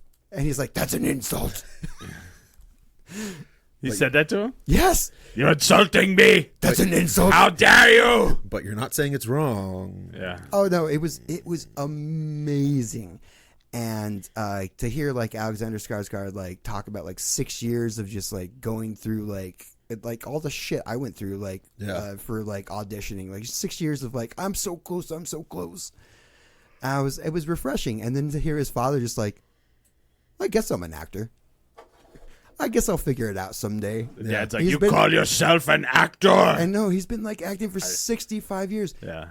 And he's all talking about like how he got out of the draft. He got out of the draft. Like When you say draft, not the Vietnam draft, like you're talking about in just- Europe. Yeah, it's a different country. It's a different Yeah. country. They You have have- you have to- mandatory. You have Oh, 1 got year. it. You have to do like 1 year military service, when or you like, turn 18. Yeah, or like 3 years of social service. There's like you have some countries you have a choice. Yeah. So he got the most extreme thing. He got out of the draft yeah. because he had a friend that worked at like a drug rehabilitation place, and he had him write a letter saying that he was a massive drug addict. And there's no way they should put him into. I'm addicted to acting. And he went straight into theater at 17 instead of going to the army. And just Well- by having his friends say that he was a massive drug addict. Yeah. Yeah. And I'm like, that's not usually the way people. He's that's the guy. impressive. He's the guy from Good Will Hunting, right? Like he's like the teacher. That's not Robin Williams. Was he in that? Yeah, Oh, I didn't see that. I movie. think so. If he's okay, he's from Dune. He was in Dune. He was just Yeah. in Andor. Yeah. Both things I just found out he Yes. did after Yes. he had a stroke. Yes. Oh.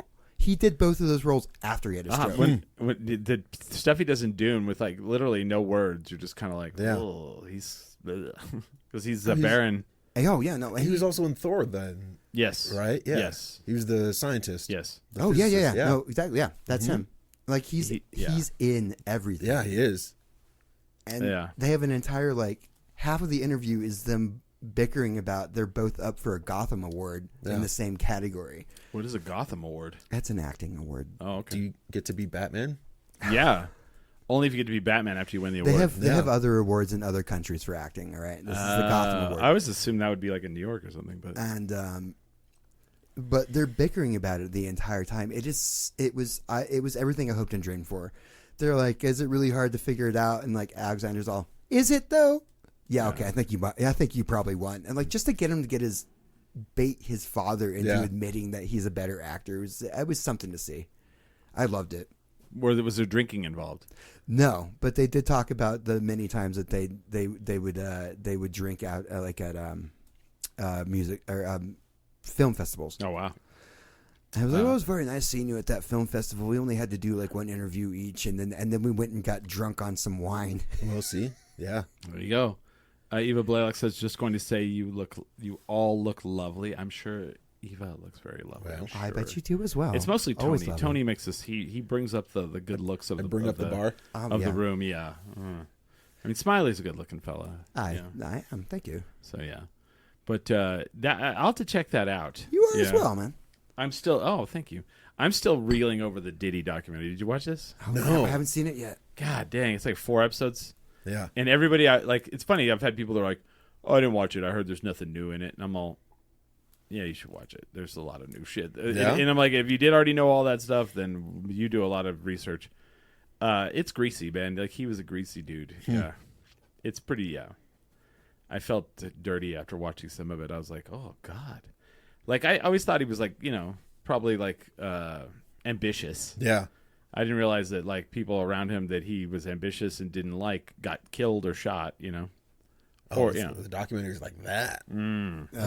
Oh yeah, dude. Like I thought that was like a known thing. oh, but then there's like you remember when Biggie died, and all of a sudden there was this other dude that just took his place, and you're like, that seems weird. oh well then Well, took his very place, and then threw a funeral for him, and then made his estate pay for it.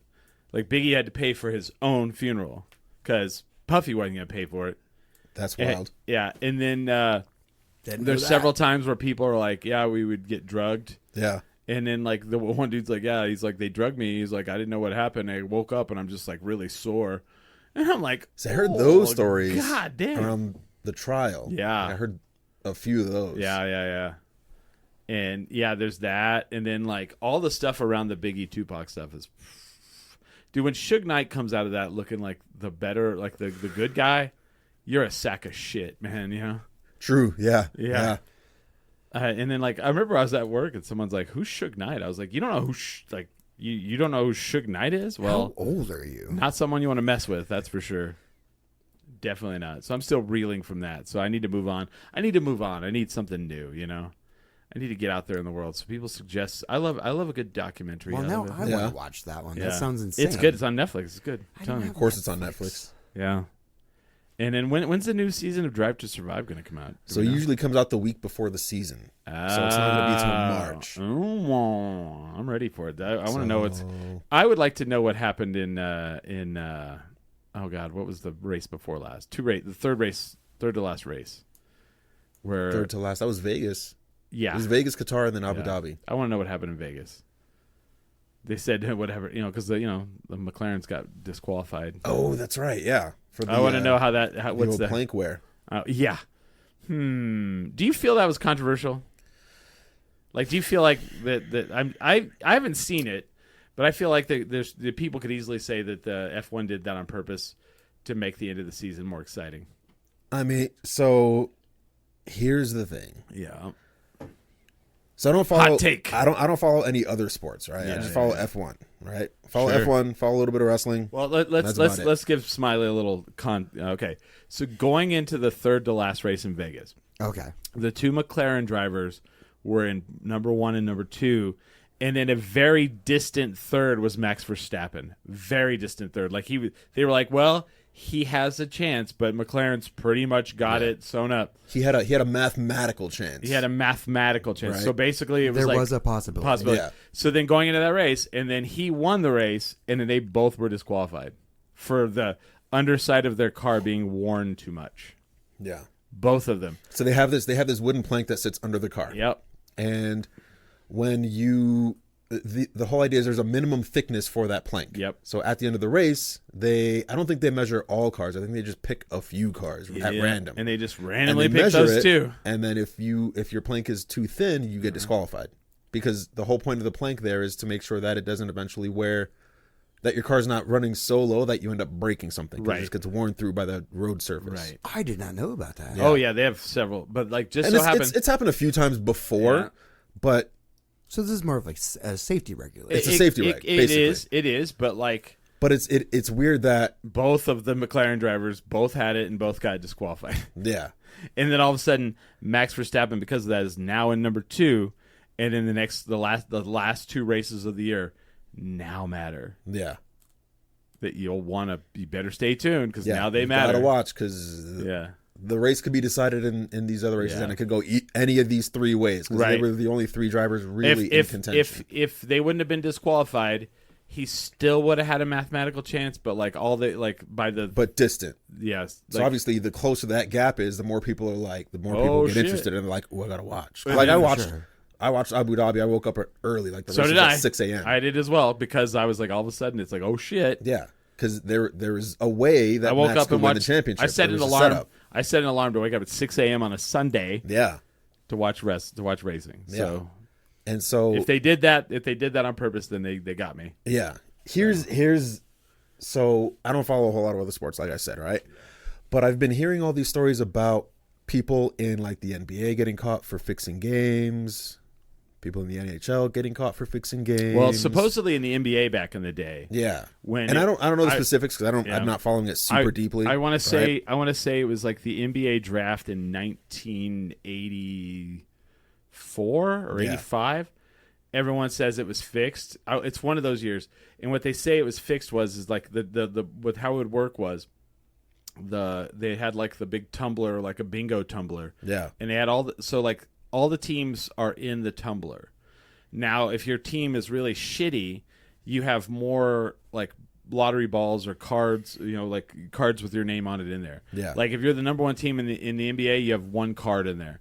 If you're like the shittiest team in there, you have like 20 cards in there. So still the best team. It's like a balance out. Yeah, the best team in the NBA could still get pulled out, but anyway, supposedly the Knicks or whoever, like they had taken the card and put it in the freezer, and it was like ice cold. So when he reached down in there, so you're just looking for the cold one. He found the ice cold one and pulled that one out. Supposedly that's the controversy. Yeah, that's clever. Yeah, but like again, it's hard to know how much of it's But here's the thing with you being here. You are a wrestler, and as time goes on, and you see like media, and you read someone's biography, you're like, fucking everything is wrestling. This is exactly where I was going. Yeah. With like Yeah. bringing up the NBA. And I'm So- like, I look at it, I'm like, Yeah. this is just wrestling. It's all wrestling. This is It's how you all get, work. Yeah, this is how you get people to watch WrestleMania. You just make it super interesting. What Yeah. they did. But I mean, with Because I was telling my girlfriend this the other day. I had a friend text me like 3 times during the Abu Dhabi race. He doesn't watch F1. It's Yeah. not Gabe. It was somebody else. Yeah. Doesn't watch F1. He texted me 3 times. Right. But I didn't get any of them because I was so invested. I had my phone in Do Not Disturb. So you were not getting a hold of me until that race was done. So I'm clearly just way more people watching that one race At 6 a.m. at 6 a.m. on a Sunday. Oh yeah, dude. Than would have otherwise. I set an alarm to right? get up because I wanted to see if Max Verstappen and it was boring. He like led the race. He led the whole time. Yeah. Oscar was in second. And Lando was in third. Mm-hmm. And Lando won because he he had to go. enough Literally, points. it didn't matter if like you knew Max was going to win unless he some catastrophic crazy shit. Yeah. But like you were wondering, like is somebody going to overtake Lando, and that'll be the big, Yeah. I don't know. Yeah, But basically, yeah. Lando had to finish 4th or below, and Max had to win They're in order all for Max to win. Logan the championship. Paul's boxing matches. Yeah, exactly. Yeah. See, okay, let's get into that because people talk about the Logan Paul boxing and the Mike Tyson, Yeah, or Jake Paul. Jake Paul, not Logan Paul, Yeah. Jake Paul. But still, a Paul. So that week at work, like the week after, everybody's like, "What a fucking travesty! This is disgusting." And someone, like, I was at work, Oh, we had that. We had that on at work. Yeah. and somebody goes, "What a disgrace to boxing!" And I was like, "I disagree 100%." And they're like, "What do you mean?" I was like, "Well, first of all, in the last 10 fucking years, how much boxing have you watched?" And they were like, "None." This. I was like, "Okay, so this. All right, who's the world heavyweight champion?" And they're like, "I don't know." So you don't even know who it is. I said, but you think it's a disgrace to boxing that you're actually talking about boxing again? A sport that has pretty much fallen off the radar. Yeah. A sport that's pretty much no one knows who the champions are. Right. No one, when I was a kid in the 80s, you knew, like, I knew who the light heavyweight champions were, I knew who the middleweight champions were, I knew who the heavyweight champions were. Well, UFC's like eclipsed it now. Oh, but I mean, again, I don't Yeah. I don't know who the champions are in that. I feel like they've kind of fallen off. But, like, here's the thing. Like, Jake Paul, for all of his shittiness, all the shit you hate about the guy, Yeah. he made boxing relevant again. His beard. He gets your attention, if for nothing else, because Moves the needle. he makes people want to pay to see him get knocked out. Yes, it's the old Ric Flair. It's Ric Flair. It's the Ric Flair. Miz, you know? Yeah, like Ric Flair. His like, beard bothers me. That's all I'm gonna say. That's it. When I was a kid and I was too young to understand, I hated Ric Flair. Yeah. And I was like, Sting will beat him. Yeah. Sting wouldn't beat him. And Dusty Rhodes, I was like, Dusty Rhodes will beat him, and he wouldn't beat him. And like when I say that, or Lex Luger, or whoever, like they would go in the ring, and Ric Flair was this guy that would like fall on his knees and be like, "Don't hit me," and then they would like turn around in disgust, and he would hit him in the eye, and he would cheat. And but Sting or Lex Luger or Dusty Rhodes would beat them senseless the entire match, and you're on your feet, you're excited, and at the very end, Ric Flair would would pull like hit him with something, and then get on top of him and put both feet up on the second rope, and then like that would be the end of it, and you'd be like, no, you'd be so upset, and then you're like, well, someone's got to beat him, and that was like the whole thing was like both wrestlers are laughing all the way to the bank because they're making money. My whole thing is Yeah. if there's money to be made and if people are betting on it, it's fixed. Yeah. Yes. It seems like it, Like, right? you know, that's the whole thing with Yeah. like Formula One in 2021, right? That Abu Dhabi race. Yeah. That's. I only vote on. I'm sorry, I only vote. I only bet on the popes. So now I'm like trying to like put that into it. I'm like, if there's money to be made, and Why wouldn't you? And you can bet on it. Do you think the Right. pope is fixed? Why Well, wouldn't yeah. you fix it so that you could make some money on the side? Yeah. If you were controlling things. Right. And I mean, like, it's happened throughout history. It's not like Yeah. it's unprecedented. It's not. And like, someone was, I remember we were talking about wrestling, and someone was like, "Oh, did you see they bet on wrestling now? It's Yeah, predetermined." it's so and, weird. And you know what I said? I said they were like, "It's predetermined." I go, and so is the Academy Awards, and there's gambling on that, and the Golden Globes. So what's the difference between people gambling on the Golden Globes and that and WrestleMania? Yeah. You know, because you You don't have that knowledge. no, You know what's interesting about gambling? yeah, So I like reading the Hunger Games books when they come out, right? And I think they're on number 5 now.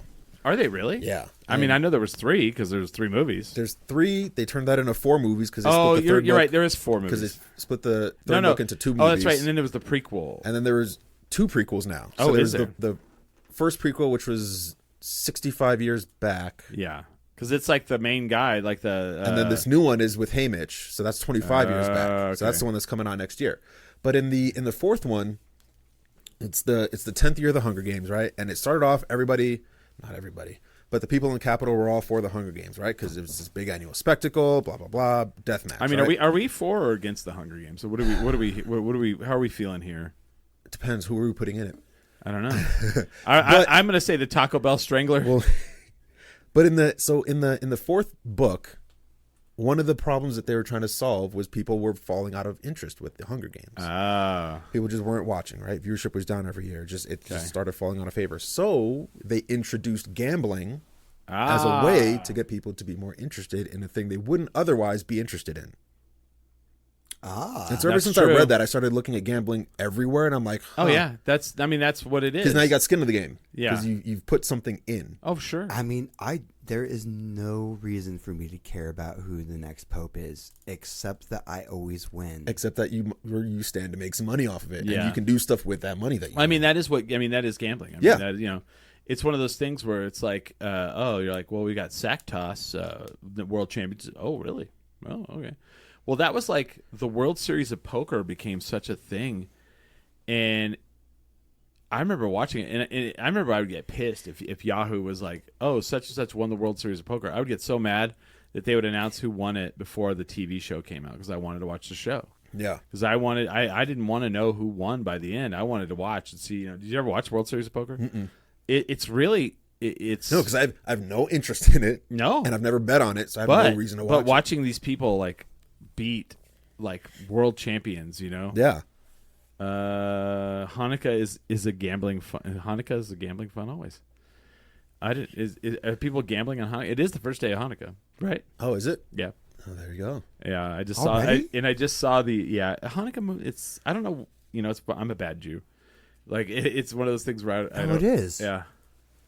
Yeah. And I just saw there was a horrible, horrible terrorist attack in Australia. I heard about that. 15 people killed first day of Hanukkah.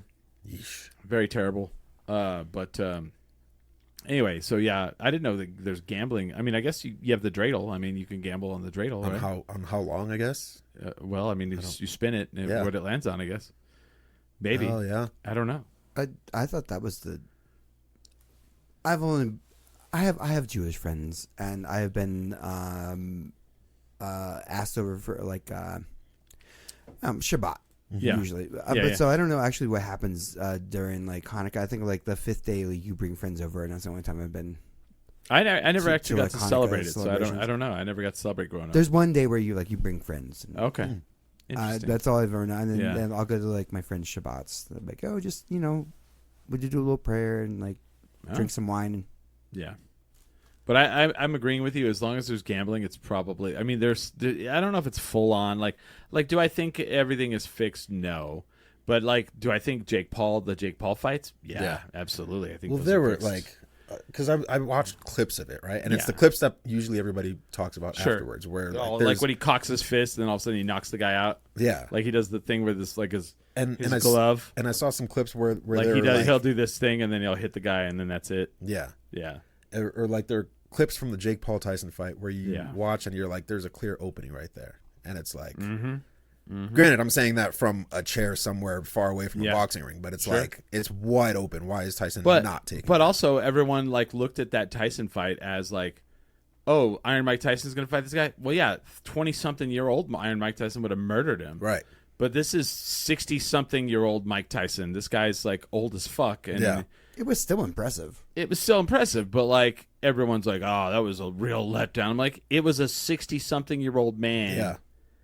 Yeah. I mean, what did you think? It did what it was supposed to do, which is it got people to watch and it got people to gamble on it. So, and you know what? I told people, I said, did you watch the main fight or did you watch all the fights? They're like, I watched the main one. I was like, well, that's where you lost out because the other fights were awesome. Yeah, there were 3 fights before that. I grew up watching boxing. My grandfather and my father both loved boxing. They used to do the state Golden Gloves in Clovis So we'd always go to the state championship Golden Gloves fights. Yeah. And watching boxing in person was, especially Golden Gloves, super fun. You know, it's like, it was great. Like, Yeah. And so growing up as a kid, watching boxing, I mean, it was an amazing sport at the time. I mean, you know, you had when I was a kid, there was Sugar Ray Leonard.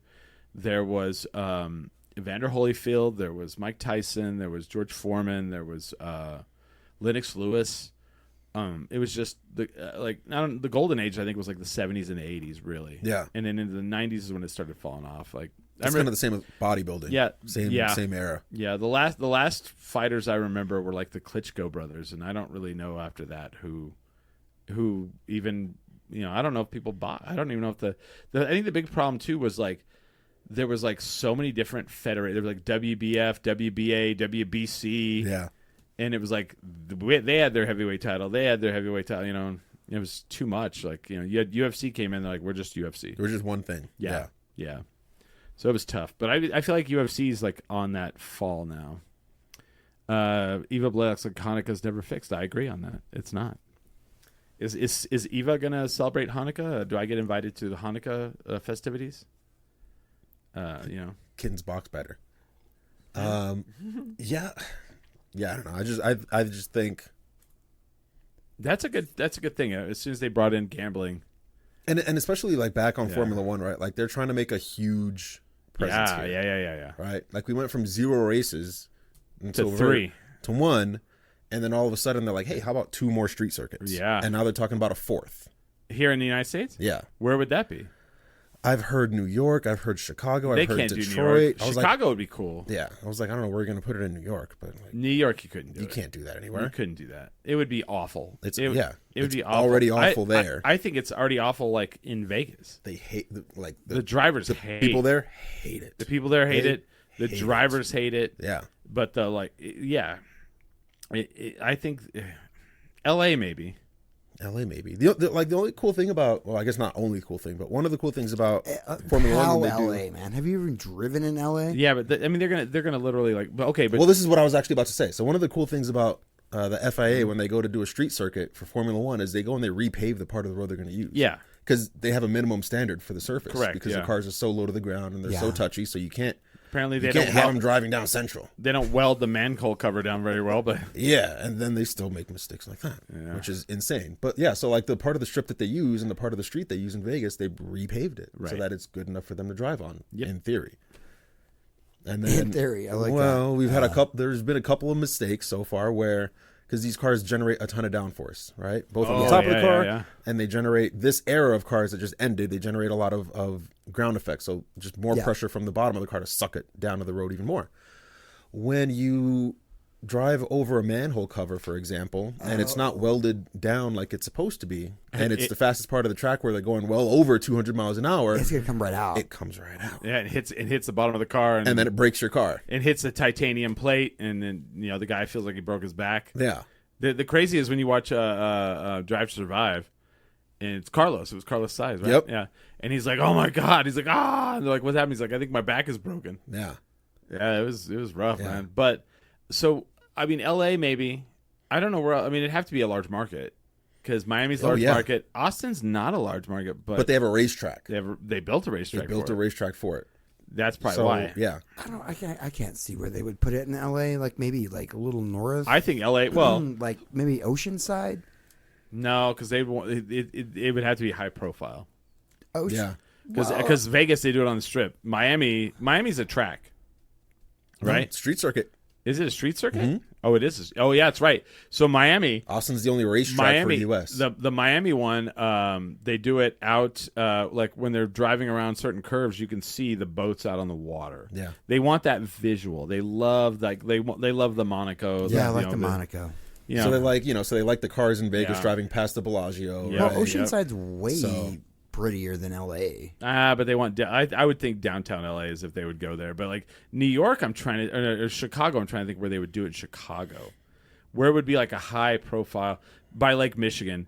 It would have to be by Lake Michigan, Yeah. and they could because they have that highway that flies down the side of Lake Michigan. Yeah. I guarantee that's See? where they would do it. Yeah, interesting. Fuck, that'd be cool though. I would definitely go to Chicago for a fucking F1 race. But now they're already they're at a spot now where, because now they want to do so many races, now they're talking about replacing some races with other races. Yeah, getting rid of the old ones. Yeah. Yeah. So they're getting rid of some races and to make space for new ones, or to make space for. What do you think they would get rid of? Monza's one that they got rid of after this year. Did they get rid of Monza? I didn't know Rid of Monza. that. This year was the last one. I didn't Or know maybe that. just it's not there next year. I don't know if it's gone or if it's a rotating I race. think they do that, where it's they get rid of one and then Yeah. So there's that I mean, one. you have to do like maintenance on the tracks, right? they do, Well, they do maintenance as it needs to be done. It's also a thing too where they're like, we're gone and you're gonna miss us, and yeah.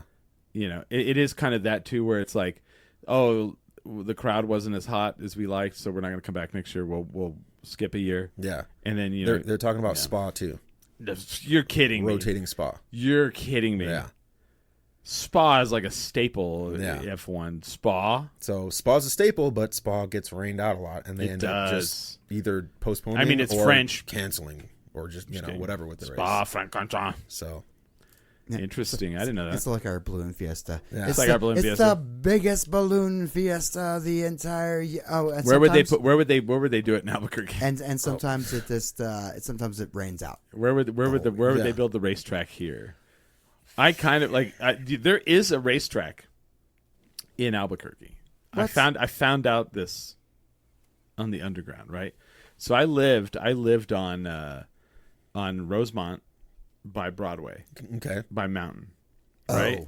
And there was so many car wrecks, and like late at night you would hear people, So I found out, like near the 7.5 years I've lived there, like at the end, that there's like an unofficial racetrack, right?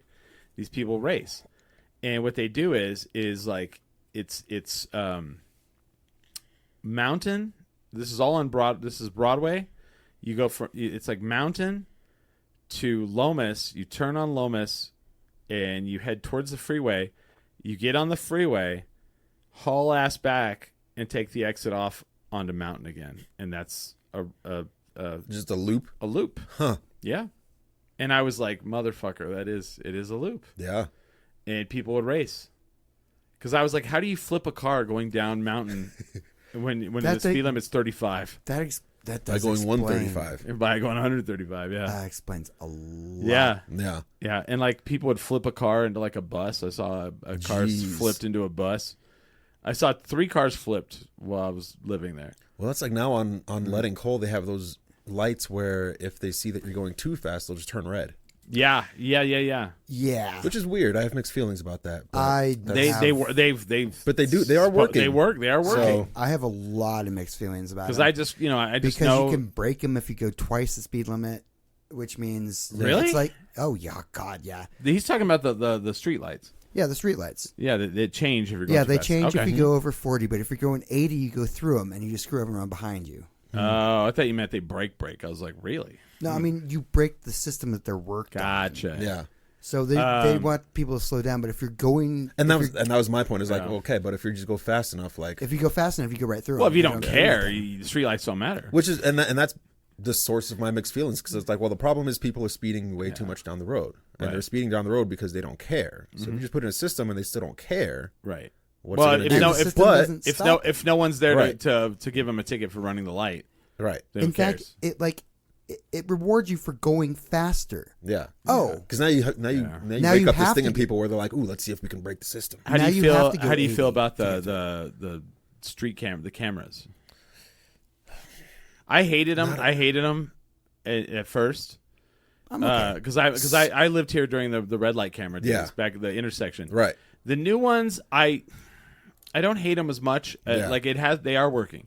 So See, like if they're working, it Yeah. changes my opinion. Because Yeah. right off the bat, I immediately don't like them because well, no one pays them. That's the problem. well, there's that issue too. Just like when stuff like that happens, I'm just like, all right, cool. It's just more enforcement for just whatever. Well, Right? it's so they And- can have less police. Yeah, to which do is that. fine. But the issue with general enforcement is the root problem with passing laws, which is that criminals don't care about law in the first place. Sure. So if you just put more laws in place, like, who is it really going to affect? It's going to Well, affect yeah. people that are already playing by the rules. But But if you actually implement it and then you see like, oh, there actually is a change happening. I feel like with driving, Okay. like when I drive to work in the morning, The camera system yeah. is working off of a nuisance-based thing. Yeah. So, Which can be, I mean, it can be. which is actually working. Yeah. People If are it's, like, if it's "Oh, working, all right, cool. I don't want to get this automated ticket again. Yeah. all right, I'll just- $100 ticket. I have to Yeah. contest it, and this is a bunch of like Well, hoopla I have to go through. and the thing- everyone stops at those everyone knows where they're at. Yeah. and everyone's like, oh, down to 30. Right, and so there's one on the way to work. Now, when you say the only criminals, like the criminals, Generally, okay, I don't mean yeah, like they're every single rule. But like obviously. when it comes to But- driving, dude, people, I feel like that's where that is not correct. People will drive fast and act like a fucking jackass in their car. yeah. That aren't criminal, like just fucking like every day, like go to church every Sunday. But- Just will drive like a fucking idiots. Bad as Yeah. hell. And if they get $100 ticket, they're like They're not going to. Yeah. because I watch it going So down. those aren't really criminals. They're just people not paying attention. Right. They just don't care. Oh, they're That's- paying that's- attention. They're paying right. All right, so here we go. Here's if you really want to get into what I fucking hate. So you get these the impatient, and these are the people that cause the accidents. These are the people that cause most of the problems driving Albuquerque. So, for example, I live right over here by Bridge. Yeah. So Bridge, when you turn off of this street here onto Bridge, there are 2 lanes and then a third lane. Well, the third lane ends at 3rd Street. You Okay. have to turn right. Right. Yep. I know So exactly what they're you're talking about. the people who are probably not criminals but are pieces of shit anyway are when in the morning we all like get in the left and right lane because we're going you straight know through. that the third lane turns. and they fly up into that up to the light in that third lane, and they wait for the light to turn green, and they just haul ass and cut everyone off. Yeah. Zoom into the left lane. Yeah, those are assholes. Those are assholes. Yep. And it's those people that like you want them to get the ticket. Like Yeah. you want that's where I want those lights to fuck them over. And it's like, but it's funny because like they put that one of the first ones in town, they put it on Gibson, and the first week they did a whole like we're gonna send warnings out for all of them. They had they clocked someone at 120 on Gibson, Jeez. and I'm like, that's a residential area. Yeah. Yeah. It's a residential area, but it's also a freaking speedway. Have you driven on it? There's a sound wall on this side, a sound wall on this side, and it's a straightaway. How are you And not doing? I'm with Eva. Every day down Gibson, going to the base, is like hauling ass as fast as you can, cut everyone off. Yeah. Who gives a shit? Fuck everyone else until you hit that light to get to that area where the camera is. Then it's all Then everybody Yeah. for that half block it just drives super civil. Yep. All And of a then sudden, once you're out of range, It's like the flashing lights for the like pit car, the safety car has gone in. yeah, fuck Resume all y'all. racing. Fuck Green everyone. light. Yeah. You know, big 4-door F-350 to the rescue. It's Yeah. it's just like a permanent school zone. Yeah. Yeah. Oh, we're over here, 25. Yeah. Yeah. And then go. Yeah. Yeah, and they're putting in more. I mean, they're doing what they're. I mean, they Yeah. wouldn't be putting in Which- more because they're expensive. So Yeah. So and we're actually at the second it's iteration either- of them. They went and changed them out to a newer version. oh yeah. yeah, But I mean, if it seems like they're working, right? Yeah. Like, there's numbers that back up that they're actually working. So it's like, all right, well, whatever I think about them is irrelevant if Yeah. it's actually getting the job done, which Right. is making areas safer. People do So slow down in those areas. yeah, They do. I mean, not everyone, but of course, those Enough. Yeah, enough. yeah. Oh no, I there's one right on my street. So I like to do the old man curmudgeon stuff. I'll be outside like having a cigar, and I'll just watch how many people, because I can see it. It's all click, click, click. Yeah, click, you can Yeah. see it click, popping click, people. click, Yeah. click, and I'm like, look at all these fuckers getting tickets. Yeah. Yeah.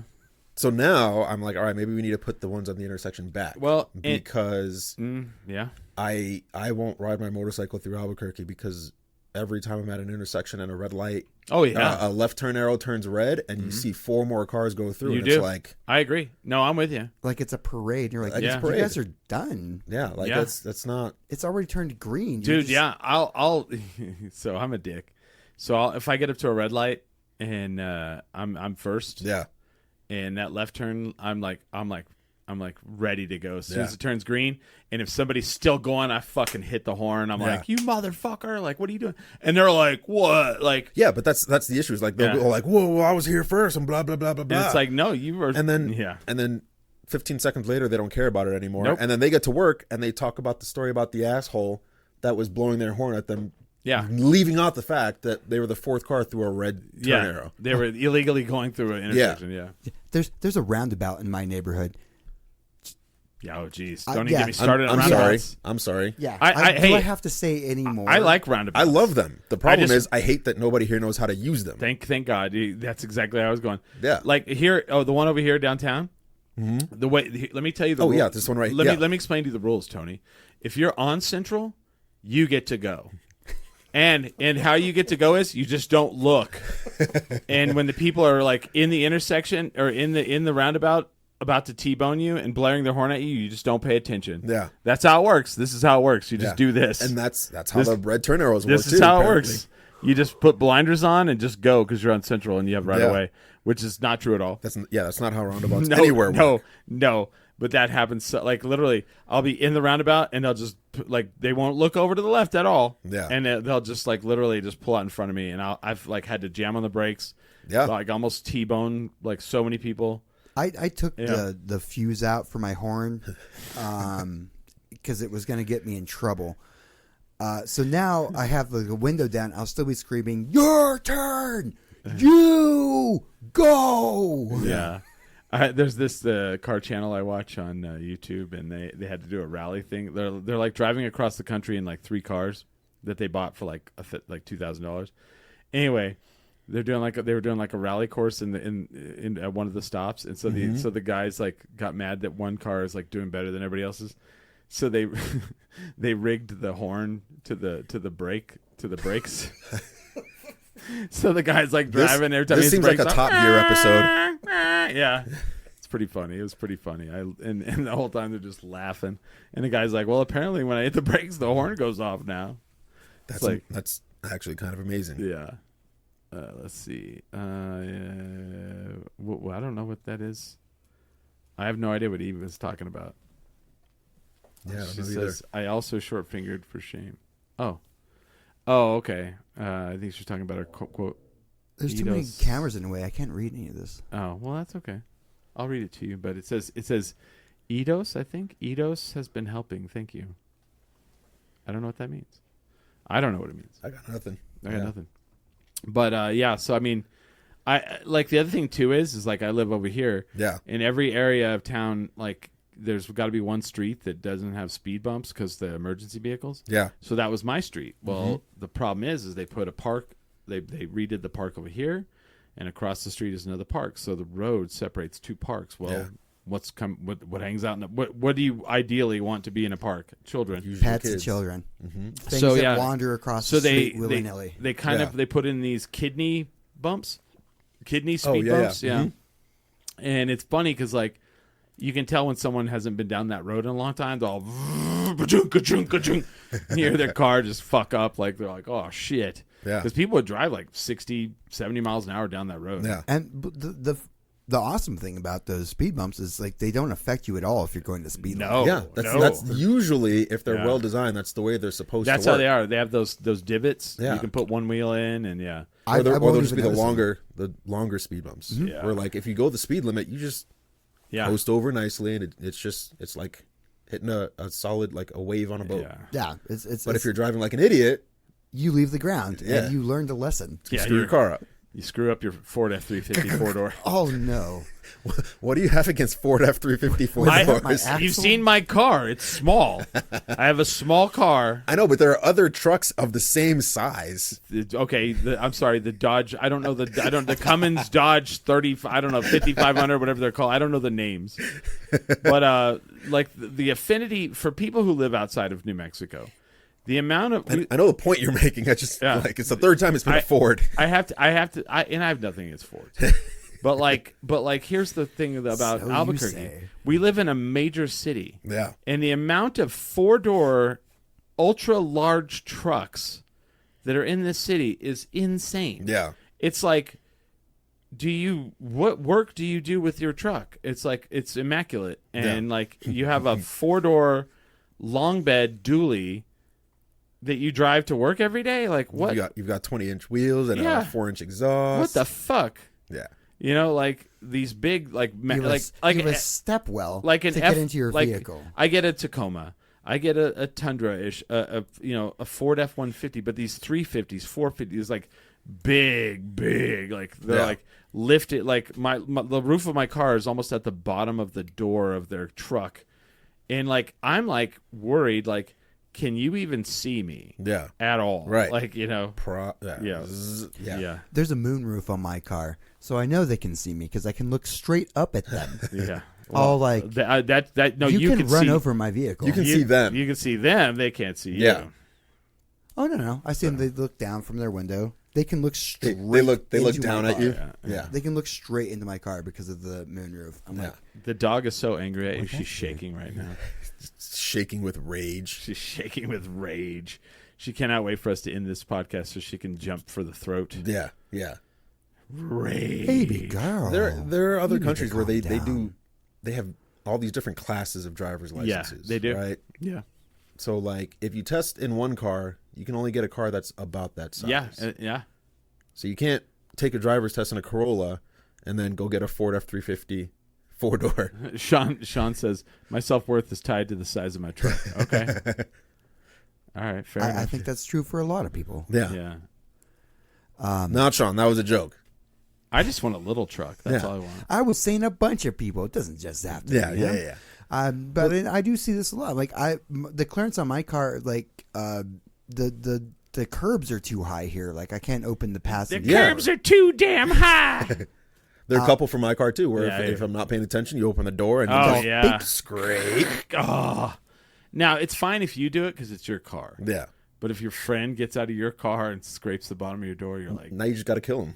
I'll fucking murder you. Yeah. Yeah, That's you know how the much worst. a That's it. paint job costs? Now you're the car door strangler. I got the gloves. Put them strangling gloves away. Yeah. They're like, why did you strangle that victim? They'll be like, well, they scraped my door. And they're like, And they're like, oh, carry on, sir. All right, fair enough. And Sorry to have troubled you. Sorry to have troubled you. See, this is the reason I always wanted a gull dog. You open the door and it goes, and I just go like this. They look back to apologize. You've got both gloves on, and you're you're squeaking the fingers. I'm just ready to strangle. I'm just getting ready, and they're all, you're the murderer. You're the one. And I'll be all, you would have never figured it out if I wouldn't have left behind that toothpaste. Yeah. Or whatever fucking shit. Brody. All right, that must mean Brody's done with this. She's had enough podcasting. She's had enough patience. Brody. She's done with it. We have to finish, Brody. I love to, like, I go to work and people are like, listen to my show, and they're like, I don't know why your dog has to be in the studio. And I'm like, well, then she'll be outside and you'll hear her barking in the background because she's not Constantly. in here. Yeah. Constantly. Like, we've done it before. Yeah. The whole Tried hour. it. Oh, Yeah. wow. Oh, yeah. Just outside barking the whole hour. So she Like might, it's her job. yeah, she's a producer. That's what she wants to do. So. Yeah. I want to thank you for coming on the show. Thank you, sir. Thanks for having me again. December 27th, Yes. the El Rey Theater. Turbo Tony will wrestle with Tommy Turbo Test back together. Yeah, against the worthless, disgusting, despicable shit of a human, Charlie 50. So I feel like it's our personal duty to make sure that we take care of Charlie 50. He is duty. Because- He is duty. Just for people who don't know. Chris Watson, not a nice guy either, but he's not a piece of duty like Charlie 50 He is. associates with Charlie 50. That All says right, something. Done. That's- He's done. I'm done with him. Charlie 50 said they have better green chili in Trinidad, Colorado than they do here. The fuck he said. He did. He said it. I heard him. I was in the ring with him. He said it. He said the reason why our cars are so slow and so low is because our women are so fat. He said those things. So, when he comes here, you remind him that he said those things. Yeah. Oh, I will. You know, We'll take care of him. you remind him of those things. Like last time he's like, I can't wait to get back to Albuquerque to wrestle. And I was like, I never saw someone so excited to get beat senseless. Didn't someone throw a piece of pizza? They hit him in the face with pizza. It was pretty funny. Wait, when was that? I missed that. That was the very first Duke City man. Championship Wrestling. He didn't even get all the words out, and they hit him with pizza in the face. fantastic. Yeah. They're saying Brody makes the show. I don't disagree. Brody is the star. She is our producer on the show. That's some extra flavor for the show. Eva Blaylock says, bullshit, I'll fight that guy. I would love to see that. Let's go. Because Charlie 50 needs a beating. Yeah, I would love to see that. So if you guys could give him one on December 27th, Down. I will be there Count on it. doing the commentary. And I've never once said a good thing about him on that show. So Good. Never once. I mean, that sounds like a pattern that should continue. If you guys honestly. want to, if you can't live, if you don't live in New Mexico, and you're like, well, I don't get to be a part of Duke City Championship Wrestling, that is where you are wrong. Yeah. Because we put every episode that we film on YouTube, Duke City Championship Wrestling. Go watch it. I am the voice of Duke City Championship Wrestling, along with Fernando and Pollo Del Mar. New episodes every Saturday. Every Saturday. Fernando Yeah. Gonzalez. Yeah, so go check it out. It's great, man. If you like pro wrestling, we do pro wrestling from Albuquerque. So, and then you're going to wrestle in El Paso on next I'll be weekend? in El Paso next weekend. Not for Duke City Championship Wrestling, for a different group, but it's going to be a great time anyway. Okay. I think it'll be, if I remember right, it'll be my first time wrestling in El Paso. Yeah. So I get to check that city off. You've never been there, yeah? It's a cool place. I think I've been there once, not for wrestling. We're gonna be there. Yeah, we're gonna be out here. When are we going? May? For El Paso Comic Con. Nice. They have, dude. You see who they recently announced? Oh, I'm one of the than you. Yeah, I'm one of the featured guests. So it's Kevin Smith Nice. and He's Jamie's on are the there. freaking, he's Dude. on the freaking banner. Dude, Pam Greer is gonna be there. No fucking That's way. insane. Pam Greer, dude. Let's see. I gotta look this up because there's some fucking Jackie Brown. dude. We're gonna interact with some cool people in El Paso because let's see. That's like the last good Tarantino movie. What? I don't. Kevin Smith VIP package. Let's see. Huh? So Pam Greer, Dante Bosco, Oh shit, Jay. Dante. Kevin Von Erich's gonna be there. Jason Mewes. Dude, Kevin Von Erich, dude, the Claw. That's the claw right there, yeah. I'm stoked. It's gonna be good. That's going to be See, stacked. Pam Yep. Greer. Hell yeah, dude. Jackie Brown in the flesh. I'm stoked for it. Yeah. That's going to be awesome. Oh wow. Yeah. They just announced May that. 1st through 3rd, huh? Yeah. Okay. So yeah, get ready. We're gonna be down there. Yeah. I'll have to make a second Eva trip Blaylock down there. says El Paso has great people. I agree. And they have Chico's Tacos, and they have the Tap, one of our favorite bars ever. Yeah. Oh, it's up there. It's up there. L&L Tavern in Chicago, Neil's Bar in Houston, and the Tap in El Paso. Which one's the Tap? Is it one like off the plaza? Come on, man. I just need reference. We went. The bartender. It was her birthday. Yes, the one like yeah. off the plaza. There. Yeah. Okay, I just wanted. Dude, you go in there, and we were probably the only non Mexican people in there, in the whole place. Yeah. And the bartender, but thankfully, English was definitely not was second language. Yeah. And we go in and the food. Oh, I've been there. I've been there 4 or 5 times. I love that place. It's my favorite. we It's went there twice while we were there, and Yeah. we went there on her birthday. Yep. And we did the whole she had the belt for tips. And Oh yeah. The birthday tips. birthday belt. Yeah. And we're like, oh my god, I'm back in New Mexico. I love Yeah. this. Oh yeah, and we had no problem ordering, and I was playing La Chona on the jukebox. I was like, Nice. yeah, Yeah. We grew up with Spanglish. We're good here. yeah. And it's one of those bars you walk into and you're like, oh, are we in the 70s? Yes. It's like, yeah. It's Which, fucking I great. mean, that can be a good sign. No, it is. Yeah. An know? actual jukebox. So I was partying there. So I was partying one night with Dan Fogler from gosh, he's in Fantastic Beasts. Oh, cool. Okay. He's the Muggle guy. Yeah. He's also if you guys Google Dan Fogler, you'll be like, oh, that guy. He's in a lot. If you watch the recent Bob Dylan movie, he was his agent in that. Gotcha. His manager. Okay. His manager. Cool. he Yeah. played the uncle on the Goldbergs. Yeah. Okay. Yes. Yeah. So I was partying with that guy, and the next day, I have some great footage of him where he's just fucking lit, and the next day he's all, dude, were we in some weird 70s bar? And I was like, yeah, you and such and such ate all the fucking nachos. I turned around, I fucking came back around, and they were gone. He's like, oh, he's like, Honestly, though, that sounds like a mistake on your part. it was. So, It was. I slept on Dan Fogler, Yeah. Yeah. Like, you won't make that mistake again. Also, never call him Dan Fogel. He does not like that. No. He'll go, "Who's Dan Fogel?" Like with a sharp tone. Yeah. I was like, "Oh, sorry." Yeah, but he's a cool guy. Yeah, I really enjoyed hanging out with him. But yeah, he was like, "Were we at some '70s bar last night?" I was like, "Yes." With the nachos. Yes. Those nachos were phenomenal. But No. yeah, We went back to the bar because you're like, check out the nachos. Yeah. dude, what was it like? Last year when we were there, Smiley and I are leaving, and there was some crazy like methed out dude. Like, what was he saying? I don't even remember. Oh yeah, we decided to like not like go through like the popular. We took we cut through We were cutting through the side streets and the side streets, and this dude's just there lit up. on like a park bench, and he's like, "Oh man, I'm so glad you guys came over here." Yeah. And he's like, "Let me do some magic for you." Oh, he was doing magic tricks, and then we're like, yeah. What did we just do? I was like, I don't remember. I gave him something. I think I gave him some money or something. But yeah, I gave him some smokes. that's what it was. We gave him cigarettes. Yeah. I gave him cigarettes. Like, I don't know what you need. He's like, "I need a bus back to where I live." We're like, "That's a lot, dude." Yeah, and I was like, "Where is that?" And he's all, "Greenville, North Carolina." I was like, "Okay, well, anyways, I hope that works out for you." Here's some cigarettes. Best I can do. Shit. Yeah. All right, but yeah, I love El Paso. El Paso's a great place. The Hut Touch. What is that? I don't know what people are saying today. Like The people Hutch Touch. Hutch. They're probably recommending places. We've only been there a few times. Oh, the El Paso. It's a big old place. No, El Paso does have great people with the locals as well. Eva, you are right.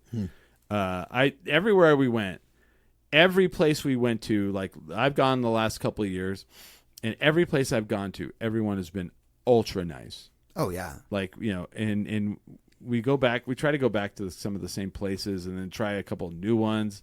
We went to that.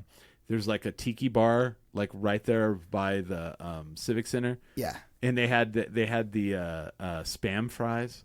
Oh, nice. Okay. Where they come in the spam can, and they're like soaked in like pineapple and then like fried and like cut into like literally like fry shape. Yeah, fry-shaped pieces of spam. And fantastic. I can't remember the name of that place, but it's like right there up by the Civic. Like a mango chutney. Right with there, it. right there by the Great. Civic Center. Yeah. Okay. But anyway, I already have our place booked, Smiley. We have a place to stay.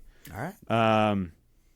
I'm hoping that a couple other names that I know, because I actually know Dante Bosco as well. I know you've hung He's out on with there, him. too. I've never met him. He's on there. So I think there's going to be a couple other names I've heard that are going to be named. Maybe some that may be very close to us that might go. We'll see. We'll see. So yeah, not going to say. I can't ruin their surprises. Yeah. But yeah. That's fair. You I know, feel a little happier. But yeah, people should go to El Paso in May. So yeah. All right. Thank you, Tony. Thank you, Smiley. You got Thank it. you guys for watching. And with that, we are 10 10 drink drink minimum. minimum.